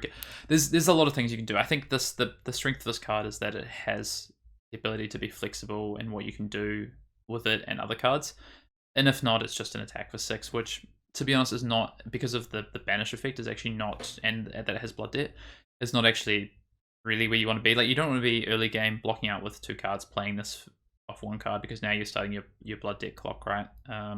So I do prefer that this can be used in conjunction with other cards, with the synergy it has there, being a 1 cost, but at the same time, defense for 3. Red is a 6 attack, so, is relevant for everything else. Yellow, I might play. Blue, I'm again less inclined to play. So I think for me, this is like a C. Red's like a C plus probably. Yep, very very standard C. And just something we have to talk about is just that we have touched on it a bit already. It's just the kind of the macro strategy of Shadow Brute.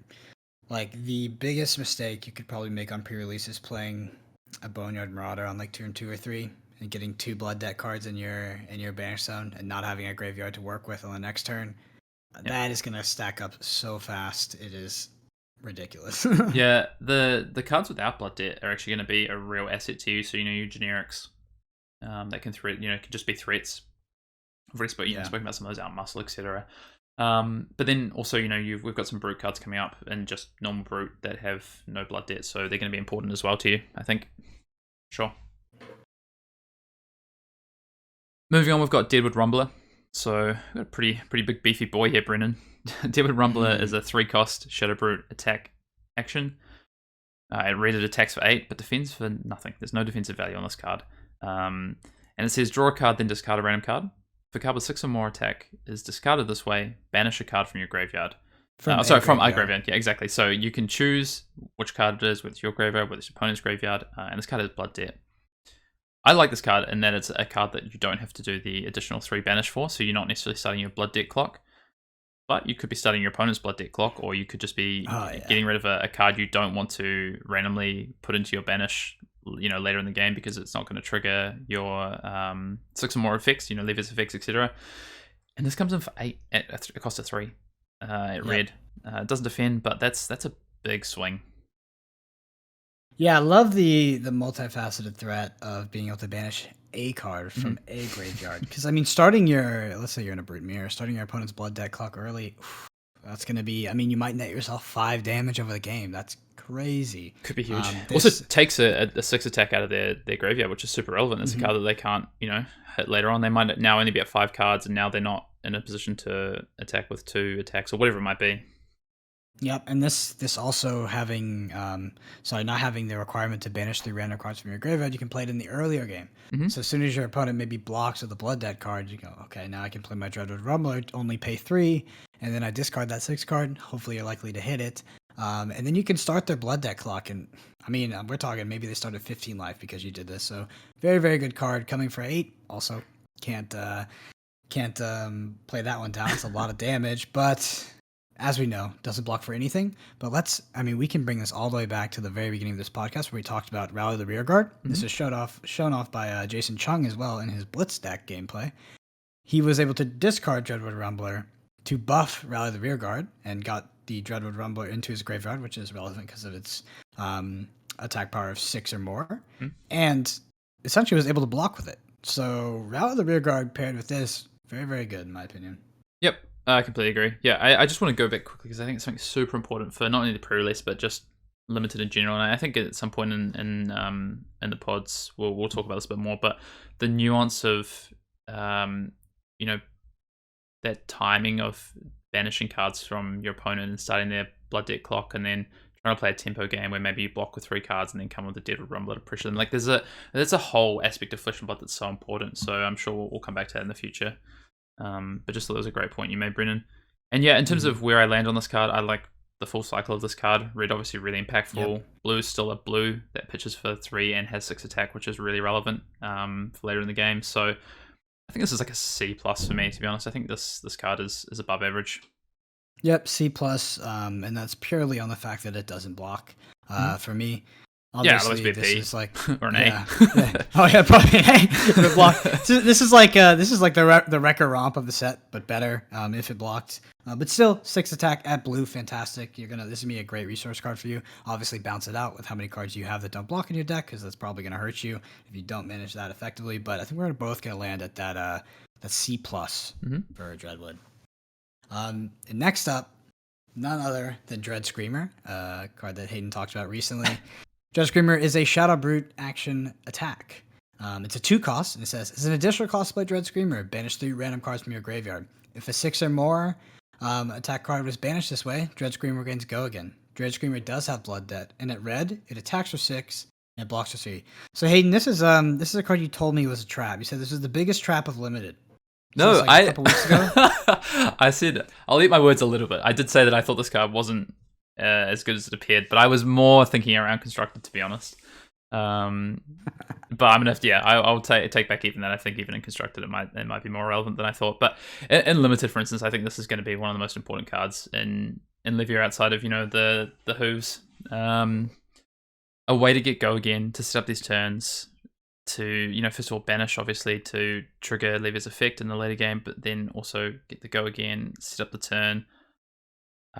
Super relevant. If there's a way to attack with something like a Deadwood Rumbler or something afterwards, you're putting on a lot of pressure, a lot of damage through your turns. So I want a number of these in my deck. I think the red is the best by far because of the 6 attack after you get into graveyard. But the yellow and blue, I'm probably still going to play some number of, just to make sure I can get my count up of Dread Screamers. I want to meet a Dread Screamer / sort of Go again quota. Yeah. The thing for me is I don't know how many resource cards I want with Blood Debt, since I'm going to be banishing. That's going to be a kind of a dance we'll have to figure out how to do. But I think at red, this comes in at a B- for me.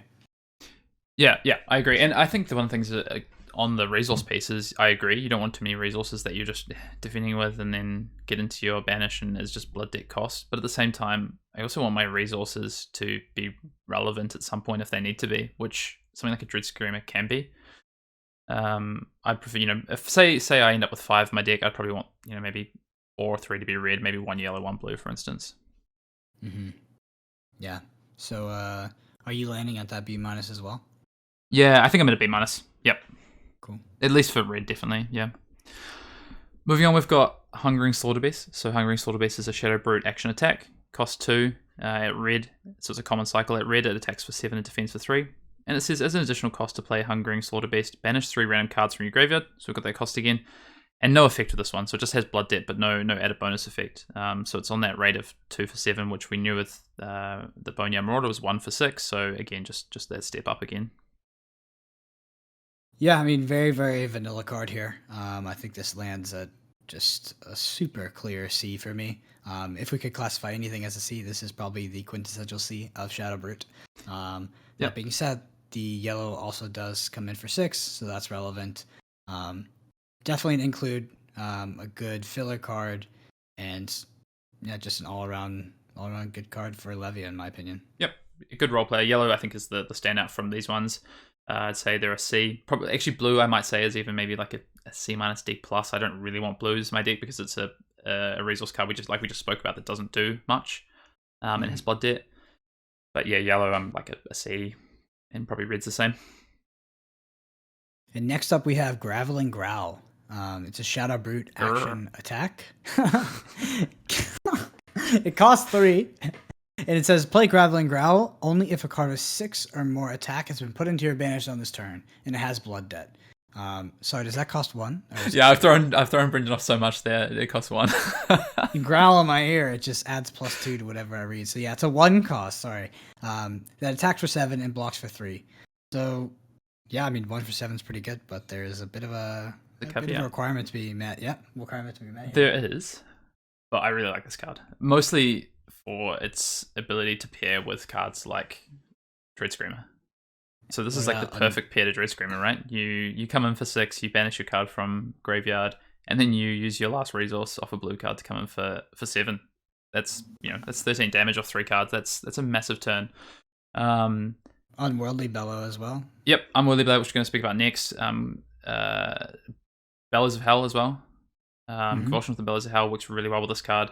So I think you don't want too many. This is. I feel like there's one of these per talented hero that we're seeing. So it felt like Phantasmify with Illusionist and the Dusk Path with Bolton. This feels a little bit similar, that I don't want too many of these, but I want a couple because they're going to be really powerful on turns that I want to set up.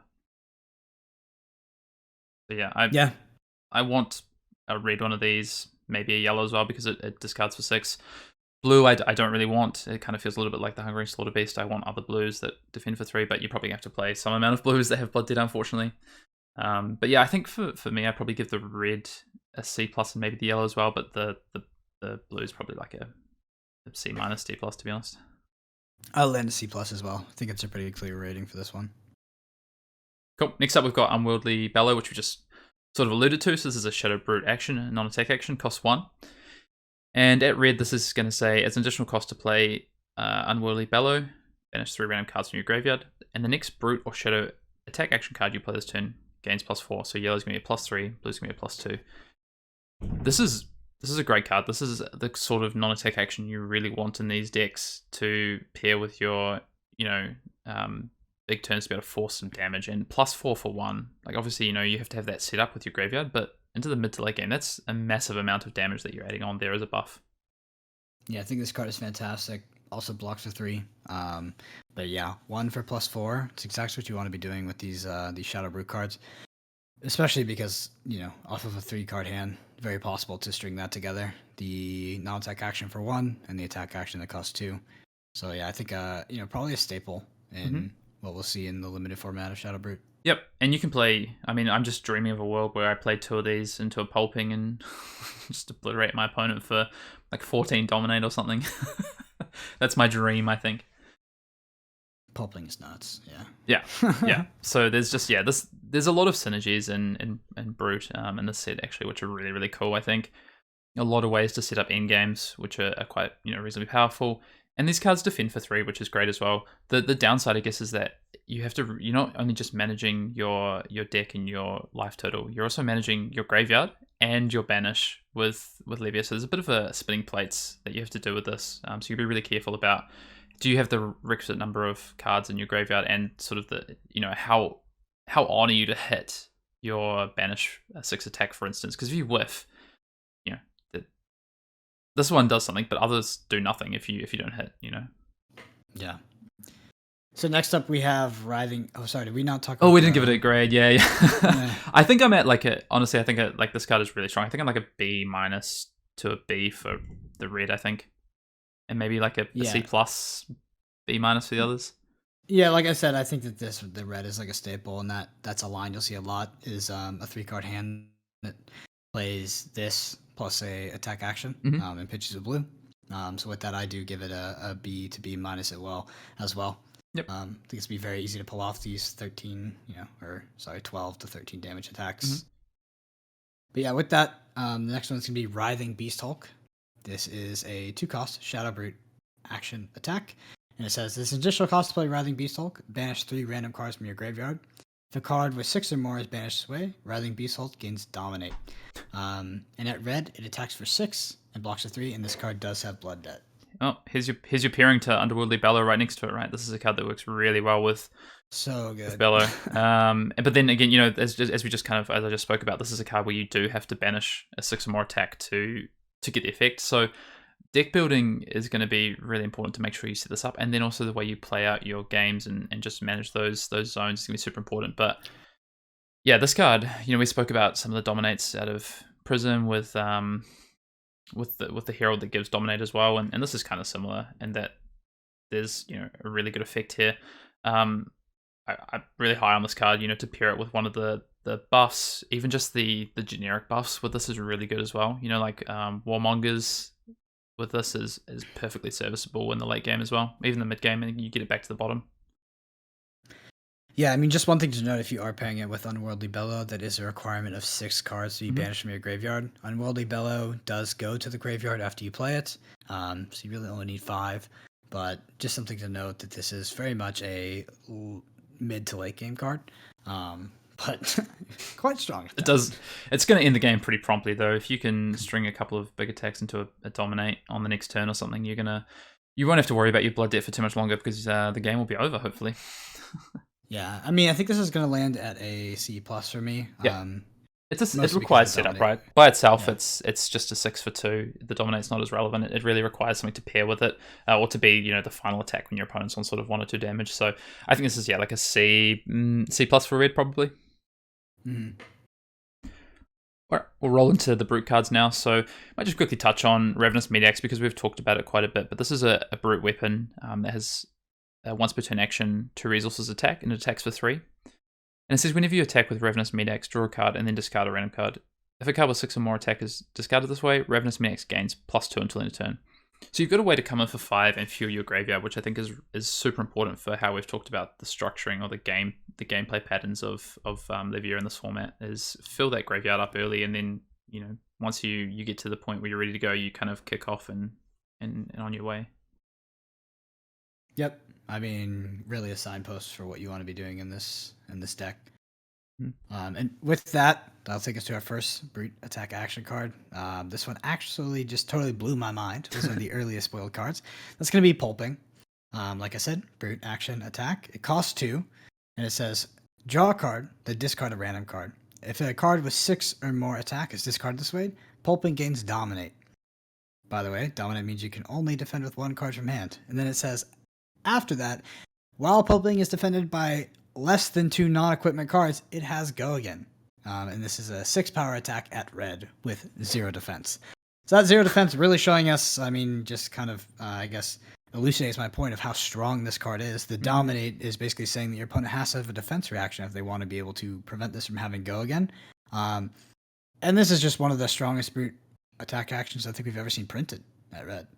Yeah, obviously it's balanced by the fact that it doesn't defend, but if you're just throwing a big 5 card down at your opponent because you've guaranteed to Go Again, you don't really care, to be honest. It's kind of like when you're reading that card, I got like sort of flashbacks to seeing like the shopping channel when I was a kid, right? Like, but wait, there's more. And then all of a sudden, you've just got this Go Again. Pulping is really good, and it's going to be really important to these decks. You get just 1 red and you're kind of pretty happy with it. You stick it in an arsenal maybe on a key turn, and then you're ready to set up a big 5 card turn, maybe with one of these non-attack actions as well. So the card's really good. This is another reason why something like Rise Above is going to be important, because it's one of the only ways you can actually stop pulping in this format. But I think this is I think this is a B. This is probably a B+ in this format. I think this card is actually that good. I know there's almost no defense reactions. Like, it's crazy. This card is so good. This card is going to be a scourge in Constructed as well. Not in a bad way, but I mean, it's going to be popular. Yeah. Good. Yeah, I think this is like a card that I would happily first pick and draft, though, hedge my bets like I would with some of those other powerful cards, and know that if I end up in Brute, it's going to do a ton of work for me. So we're at B+. We'll move on to the last Brute card, which is actually... Here you go, Brendan. There's some competition for Convulsions from the Bellows of Hell for best name. This is Smash with Big Tree, which is a great name. This is a 2-cost brute action attack. Red, it attacks for 7 and doesn't defend. That's all. That's just Smash with a Big Tree. I love it. It's literally just flavor text. Yeah. Interesting, right? Like, I have a hard time with that. Honestly, if I'd seen this card before I saw Jason play with it in the Blitz gameplay from Legend Story Studios, I probably would have been like, this is borderline terrible. Like, I don't know if I want to play with this, but yeah, on just those big pumps, whether it's through the Unworldly, or through something else, like getting Dominate on this, or getting +4 on it and coming in for 7, it's just a good filler card. Yep. With that said, doesn't block, so it's hard. I come from like being, like my childhood was Welcome to Wraith, right? And it's like hard for me to tell you that a good filler card doesn't block for anything because I've been emotionally scarred by having cards that don't block in my deck. But maybe in this format, like this is going to be an okay filler because everybody's got these cards that don't really block super effectively, and we're not riddled with defense reactions as well. Yep. I mean, for me, go ahead. So I mean, I think you're at say it's a C, right? Yeah, it's solid C. Yeah, I think it is, and the reason is that this doesn't defend, and when the card doesn't defend, right, the first thing I'm looking at is like, okay, what is the added benefit I'm getting from this card? There's no text on this apart from the flavor text. What is the added benefit? Obviously, I'm getting a slightly above rate card, but is that worth not defending? Shouldn't it just defend for 2? But in this format, cards with 6 or more attack that don't have Blood Debt on them are going to be really relevant for you, and cards that say Brute on them that do this as well are even more relevant because you can play the buffs on them, right? So this and red and yellow are actually going to be really important to the Brute deck overall. It's a common, you should be able to pick a few of these up, but you're going to want some of them. Not too many, obviously, they don't defend. Again, why Rally the Rear Guard's such a good card in this format. But I do actively want probably mostly yellows because of the pitch value. I think it's a good card I want to see. Maybe a red as well. So I think I actually think for me this is more of a C plus in the red and blue, red and yellow, and blue I'd probably give like a C minus too. I think I think this card is something I'm gonna definitely want on my decks. Agreed. So last up we have Shadow Runeblade. The Shadow Runeblade hero is Shane, and just to quickly go over him, his text says, once per turn action, create a Soul Shackle token. Your next Runeblade or Shadow action this turn gains Go Again. Go Again. So that effect itself does have Go Again. And important to note, because this is going to basically be the marquee of Shane in Limited, and likely what you're going to experience if you're across him on the table, those Soul Shackle tokens, they don't go away. They're going to be banishing cards off the top every single turn. And due to that, you're going to, like these Shanes or these Shadow Runeblades will naturally be milling their deck like quite quickly. But as a result, because of the way the hero is designed, be putting out a ton of go wide pressure while doing that. So yeah, just to quickly get into the first card, we have Unhallowed Rites. This is a Shadow Runeblade action attack. It costs 1. It says if you've played a non-attack action card this turn, you may play Unhallowed Rites from your banish zone. And it says you may put a non-attack action card with Blood Debt from your graveyard on the bottom of your deck. And Unhallowed Rites has Blood Debt at red, it attacks for 4 and blocks for 3. This is also at rare. Hayden, what do you think about this card? Because for me, it's hard for me to find an application where I really like this card in comparison to some of its other competitors. Yeah. I think I compare this to Ghostly Visit. So it's the same stats as Ghostly Visit, right? But you have an added effect, which I think is actually relevant in Limited. It might not be as relevant in Constructed, but in Limited where, and this is a question I want to ask you, and I think is really important for maybe us to speak about, but how many cards are you playing in your chain deck? Are you playing this trait 30? Are you worried about actually milling out and you're playing more like 34, 35 cards? But then at that point, you're diluting your strength of your Blood Deck cards.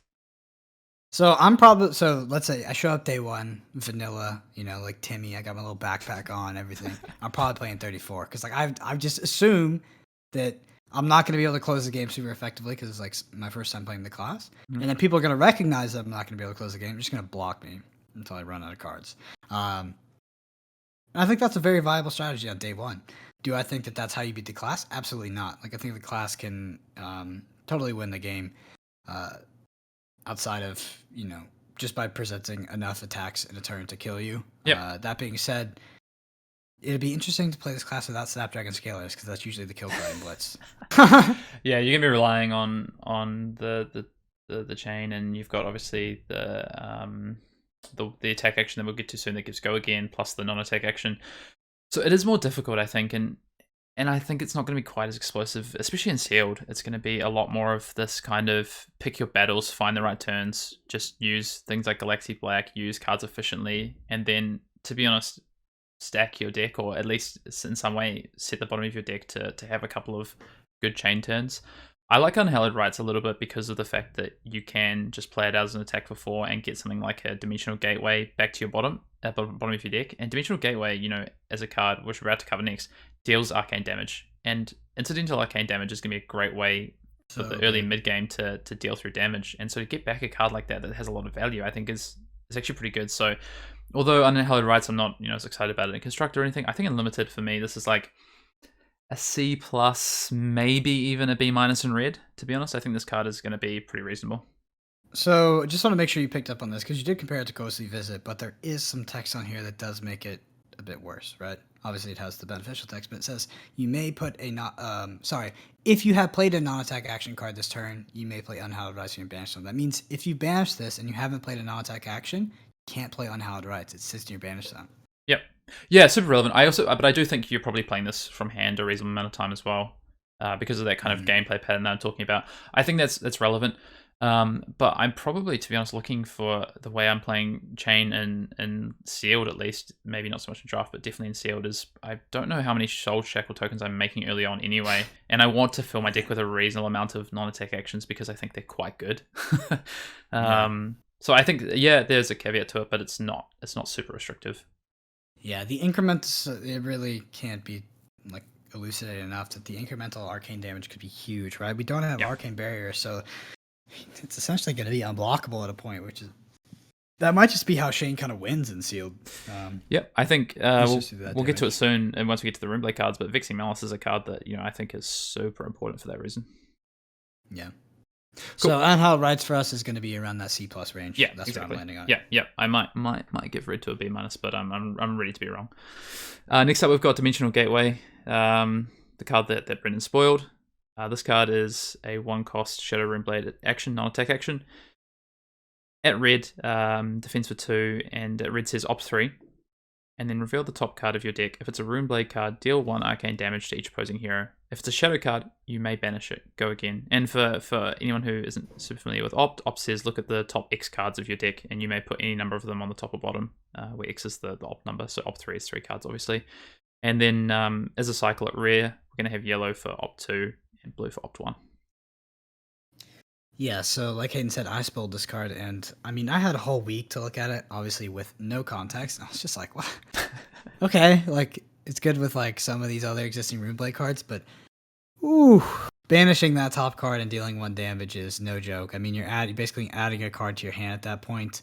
If it is one of those blood deck cards you can play out of your banish zone.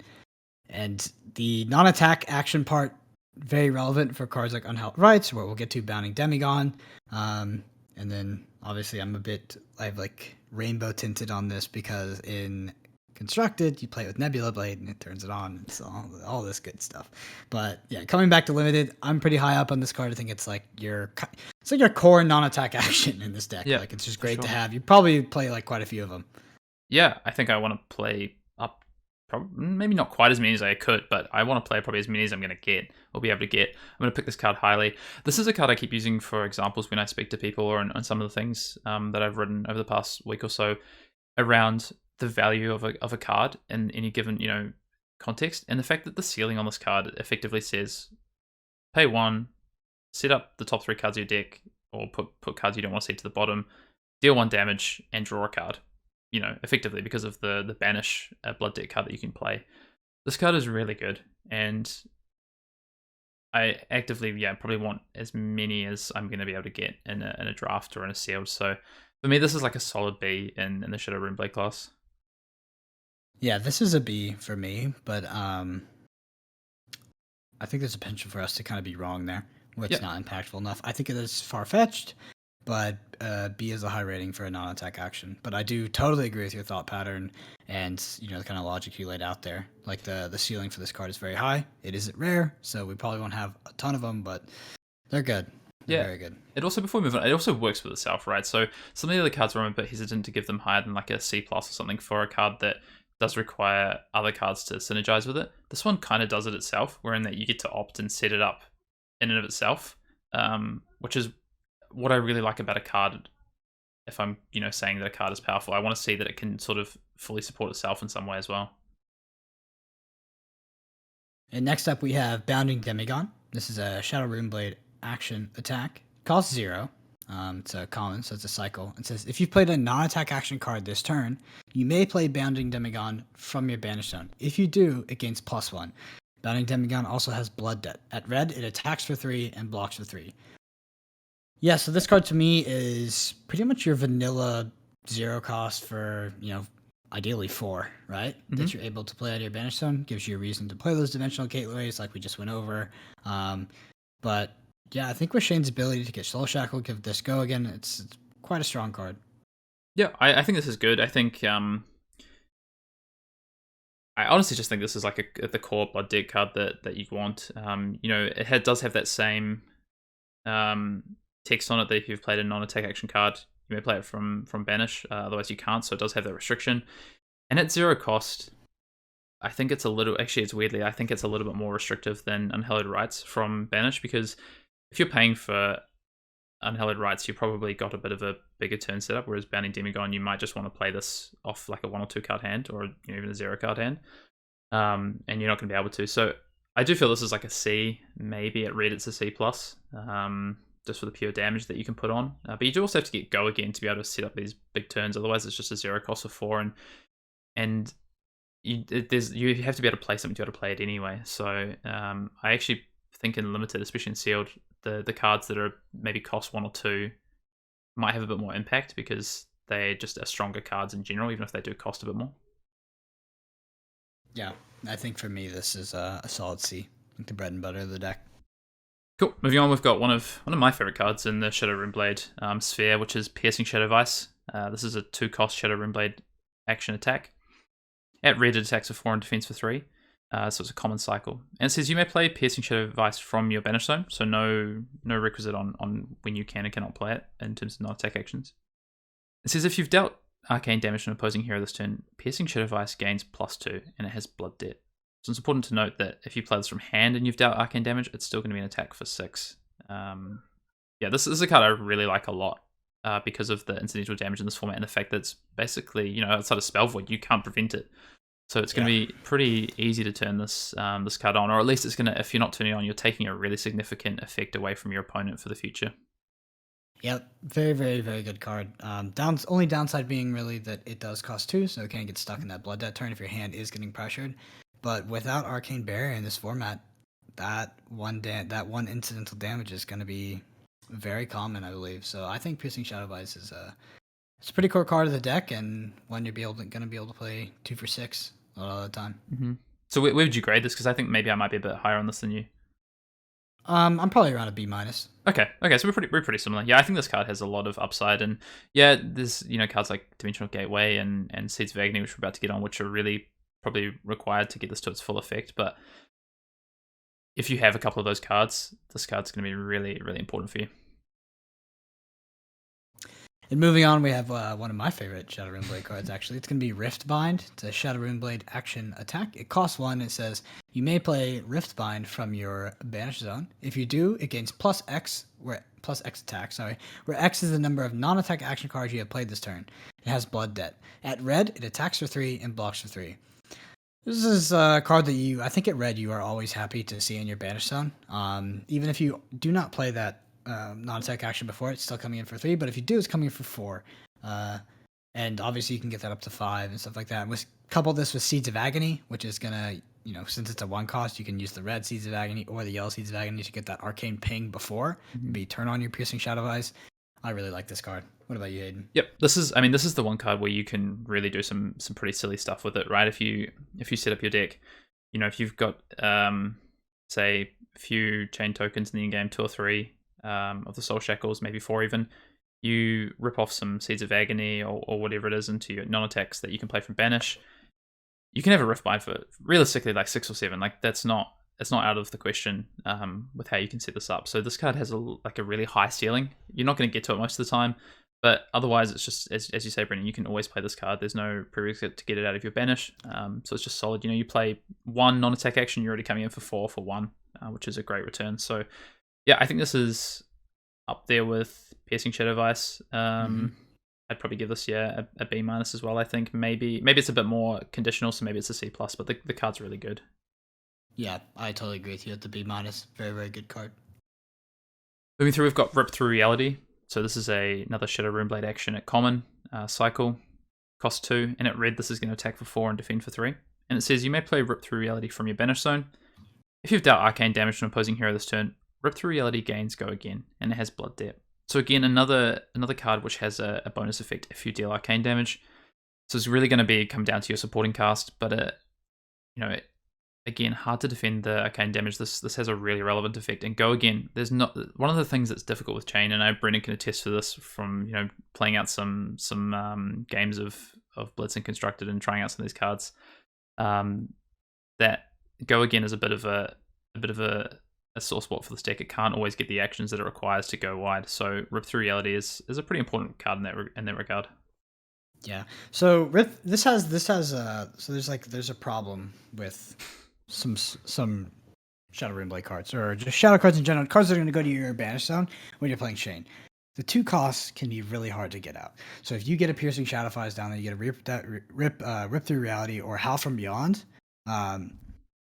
If you're not able to play it that turn, your opponent can see that and they can just all gas, right? They just pressure your hand as much as possible.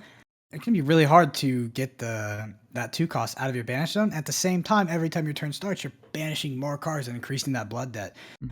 So when I look at a 2 cost that's going to go into my banish zone, that I'm potentially going to have to pay the blood debt on, I'm thinking, what is the effect has to be good enough that, I'm willing to make that sacrifice of potentially just taking damage from it when I don't want to. I think Rip Through Reality is good enough, but it doesn't really hit the same spot as Piercing Shadow Vice does for me. And with that, like Seeds of Agony doesn't give it the Seeds of Agony won't.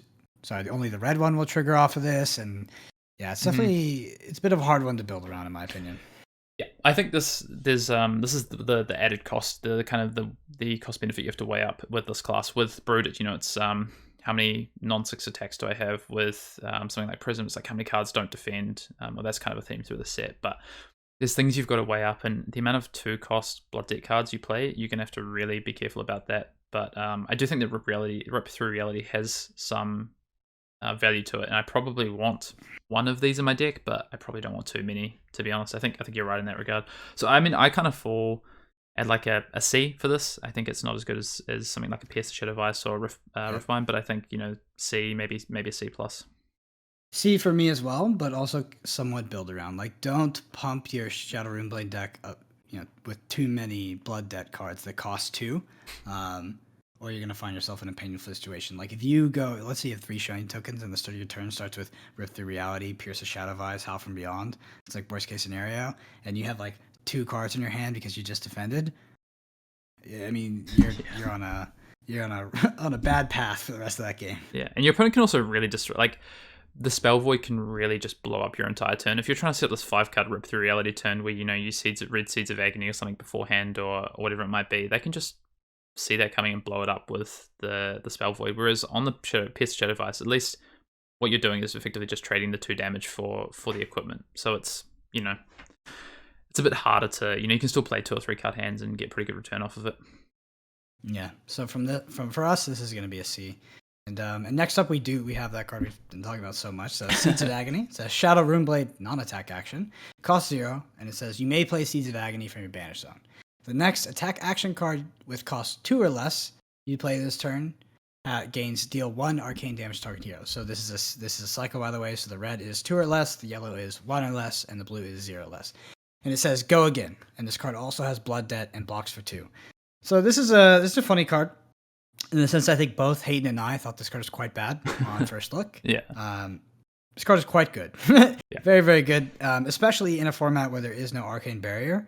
That incidental damage is going to be huge. It's going to be triggering your Pierce Shadow Vice, triggering your Rip Through Reality. And it's a non-attack action, so it's turning on your Bounding Demigon. It's turning on your Unhallowed Rites. Seeds of Agony is probably what you would be grabbing back with your Unhallowed Rites, to kind of swing back to that card. So yeah, very, very powerful card in my opinion. I probably want to be playing most of these. I don't know about you, Hayden. The one kind of thing I have to this is that drawing this card isn't very good, right? If you draw this card, you've got a 0 cost action that does triggers action, defends for 2. Not very exciting to draw, but is really really good off the top of the deck with the Soul Shackle token. I think there's a couple of ways that this card can go in certain decks. So I think in draft, what we're going to see is maybe like a really aggressive chain deck that people try and draft like actively with a lot of Seeds of Agony and a lot of these ones that like even with some Rip Through Realities and Pierce of Shadow Vice that trigger off arcane damage. I expect we might see that. In Sealed, for instance, I think this card is like you've got to be a bit more careful with it. But the effect is a good one. You're probably just careful around how many you play because it does defend for 2. If you draw too many reds, for instance, you can get these awkward hands where you have like 2 red ones in your hand and it doesn't really help you. So I think this is like a C+ for me probably. Where I think it, to be honest, in Limited, it could go for anywhere from like a C- to a B depending on the deck that it sits in. Yeah, for me in a sealed situation, this is definitely a C+. Cool. So we'll move on to Sleeping Shadows. So Sleeping Shadows is a Shadow Runeblade action, non-attack action. Costs 3.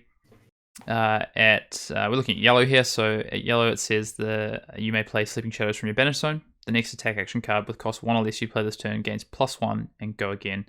And it has go again, of course, and it's a blood deck card. So I believe this is a cycle at rare where red is going to be for +2 and blue is going to be for +0 attack and just the go again and defense for 2. What do you think about this card, Brendan? At 3 cost. Well, yeah, it blocks for 2 at 3 cost. So yeah, I mean, if we want to talk about how from beyond being a problem, Sleeping Shadows, it's going to be painful to get stuck in that banish zone. To be honest, through my limited amount of testing that I have done in Classic Constructed and Blitz, I've yet to build a mid-range or slightly aggressively oriented deck that would even consider probably running this deck just because it is so expensive. And I could see myself getting into some pretty rough situations in a sealed environment with this card. Mm-hmm. I think this is a setup card, mostly. I think in yellow and blue primarily, you are going to want to pitch this early, and then as you come back to it, obviously be able to set up to banish it with Soul Shackle and have it in a 5-card turn because you need the resources to make it worthwhile, but then also have the resources to pay for your attacks that you want to actually play with the go again. So this doesn't do much in like a 2 or 3 card hand. In fact, it's just going to cause you pain with the blood debt. So I probably only want to play, maybe 1, 2 of these max, and it's really around a setup. So I think this card's, we could be wrong, right? This card could actually be way better than we see it, and people are just able to set up these really powerful 5-card hands, and they don't actually need to be worrying about defending too much. But there is on-head effects in this format. Imagine playing into Bolton and all these block 2s, and you're trying not to block because you're trying to set up turns, and they're just punishing you for it. So yeah, I'll call it right now. Day 1, I'm probably not playing this card just because. There's so many potential downsides. Like the block 2 is just an obvious one, but then getting something at 3 costs in my banish zone and my resource curve is just it's all over the place because I'm playing sealed, and it's I don't know if I'm playing this card on day 1. I probably would. I'd probably play yellow anyway. Maybe blue. I give this a C. I think. It's a tough one though, but I give it a C, but I'm terrified. Yeah, me too. I'm just not sure. It could be a build around B at some point though. We'll have to see. All right. Next up, we have Rifted Torment. This is a Shadow Runeblade action attack. It's a 2 cost, and it says you may play Rifted Torment from your banish zone. If you do, deal 1 arcane damage to target hero. This has blood debt, and at red, it attacks 4 and blocks for 3. So this is actually a recently spoiled card, and I think that it is very good. It does cost 2, so don't get me wrong. This is a scary one to have in your blood debt zone if you're stacked with a bunch of Pierces and Howls in your deck. You definitely don't want your blood debt costing you 8 resources or something crazy like that, right? But this arcane damage, especially in, like we said, a format that does not have arcane barrier, super strong. It turns on so many things in this deck. The red's coming in for 4 as well. I really like this card. Yep, this card's just good by itself, right? The other ones are a little bit more contextual in what they need around them, whereas this card is just at red 4+1 damage for 2. That's difficult to, if they want to defend with 1 card, they're taking 2 damage. If they want to defend with 2 cards, they're still taking a damage some way. So this guy's really good just at getting through some damage. It's great in the late game. It's great if, you're able to also give this go again in a 5-card hand. It still has some ability in it. So yeah, I like this card. I think for me, it still costs 2, right? And it still only attacks. Yeah, so I think it still lands in that like C area. Right? Yeah, I think it's like a C plus probably. Yeah. Cool. Next, we're going to move on to a piece of equipment. So we've got Runebladed equipment chest in the form of Aether Ironweave. So this defense for 1 and has Battle Worn. And it says action, destroy Aether Ironweave, gain 2 resources. Activate this ability only if you've played an attack action card and a non-attack action card this turn. Go again. So I was super high on this card, and I still am, but when I saw this, I was like, yes, like an even better Hardened Cross Strap. It has Battle Worn. You do have to play an attack and a non-attack action first, so it is only going to help you in those go again turns, which we know are, because of the Soul Shackle token, you can always get if you want, but it comes at a cost. But it is going to help you with these big turns, and it's going to be really beneficial for you. And also just it has Battle Worn, so this kind of falls into the similar path to Gallantry Gold and the Shadow Hooves. And to speak to that, for me, I think this is more in line with Gallantry Gold than it is with, I would put Shadow Hooves and Dreamweavers, the Illusionist gloves, probably a little bit above them. I'm very happy to have this. If I'm playing Runeblade, I want to, I want to have this in my deck. This is my chest, my go-to chest. But then again, I don't think that it's as impactful as something like Dreamweavers, where I'm probably crucial, right? Yeah, well, Dreamweavers, like I open Dreamweavers, I'm like, okay, I know how to win the game. Like, right? I'm still not sure I'm gonna first pick that card, but maybe it's so much more integral, I think, to what the class wants to do, and a bit more of a. It's just easy, right? Like it's a crutch you can rely on to always know that it's there for the end game. Whereas this is like 2 resources, you can get disrupted. It might not be what you want it to be. So yeah, I think this is in line with Gallantry Gold probably, and I've come down. I'm probably like a B plus on this, whereas before I was like, oh, is this an A? I think it's a B plus for me. Yeah. Like it's just below that A range. It's obviously just great. Nothing bad about this, but yeah, I mean it's a B plus for me, and I think that if you're playing Runeblade, you're gonna want Aether Ironweave. That's for sure. So we have one more card. Oh, sorry. Go ahead. No, it's my turn, Hayden. What the heck? Oh, sorry, it is your turn. I'm cutting Bryn off. I'm the last one. Yeah.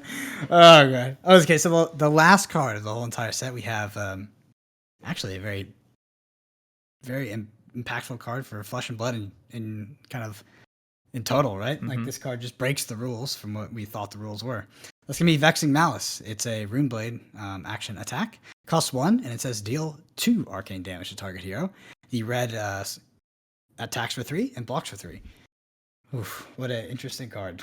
Spellvoid 2 makes sense, huh? Yeah.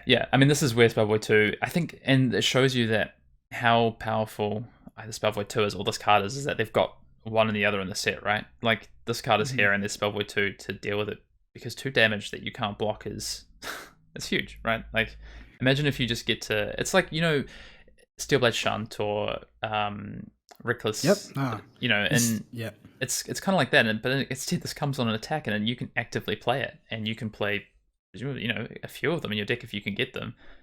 It's huge. Yeah, it's really good. Yeah, and I think we're probably gonna maybe you've kind of come up from your initial rating, but I think we'll disagree a bit. Where I'd put this at I'd put this definitely B minus, but it's encroaching on B, just because like even with the Spellvoid 2, like having multiples of these are such a good win con, because we're basically accomplishing that same thing that we were doing with these dominate effects in Illusionist and in Shadow Root.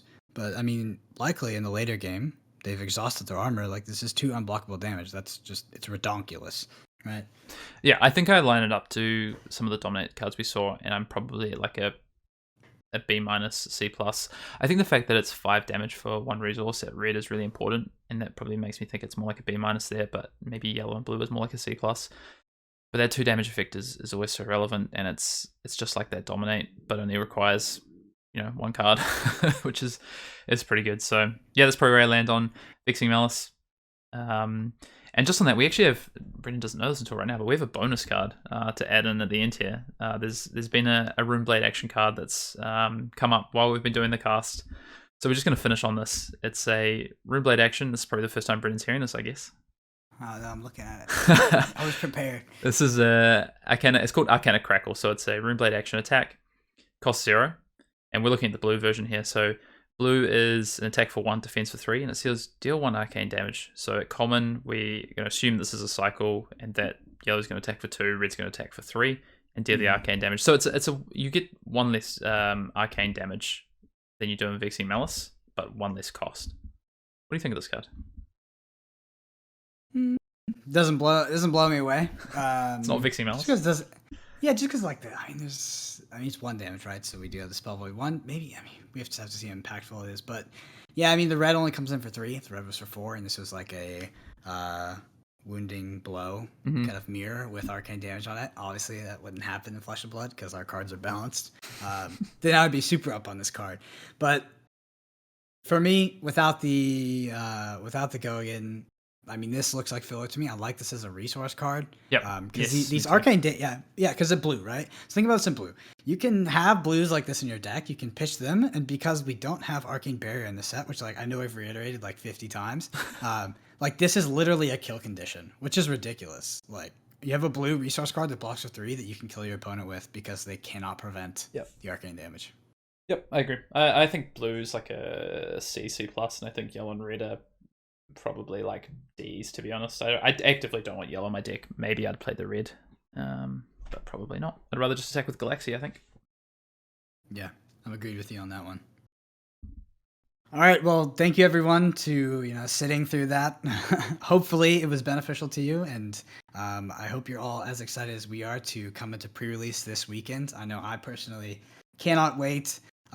Super interested to hear your thoughts in the comments of what heroes you plan to play, what maybe is working best in your local meta, and just seeing how it shapes out, because we can make these projections all day, but at the end of the day, it's Flesh and Blood. The game is incredibly balanced, and who knows what we're going to discover when we finally get our hands on the cards. So I'm super excited, and Hayden, I know you are too. Just talking about this for the last few hours, I can Saturday can't come fast enough. Unfortunately, I don't get a Friday pre-release. I'm going to be Saturday and Sunday playing a few flights.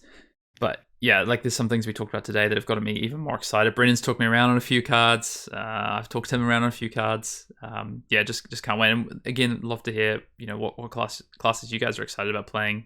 Who's going to be your first hero at the pre-release? And then next week, me and Brendan are going to do, I guess, a bit of a post-mortem, bit of a recap on what we found at the pre-release. Maybe some cards shifted for us that we weren't expecting, and I'm almost certain there will be that. That'll happen. We'll get blown out by something, or we'll find something. Yeah, 100%. And I think that as we part here, we should kind of circle back on some of the macro concepts that we talked about. So specifically, right, so we're going to be coming into a new format where there's a large amount of cards that block for 0, right? So we have weapons in this format, so you're likely going to be presented with damage every single turn. So when you're building your sealed decks, you really need to consider that cost of putting in that instant that blocks for 0, putting in that Memorial Grounds. Because I think that if we kind of maybe take the trap and play a lot of powerful cards that don't block for anything, you're going to find that, someone just swinging a Ravenous Meat Axe at you is going to be really painful, or a Brute hitting you for 13 is going to be really painful. These phantasms or heralds are going to be too much to deal with. So keep an eye out for those zero blocks.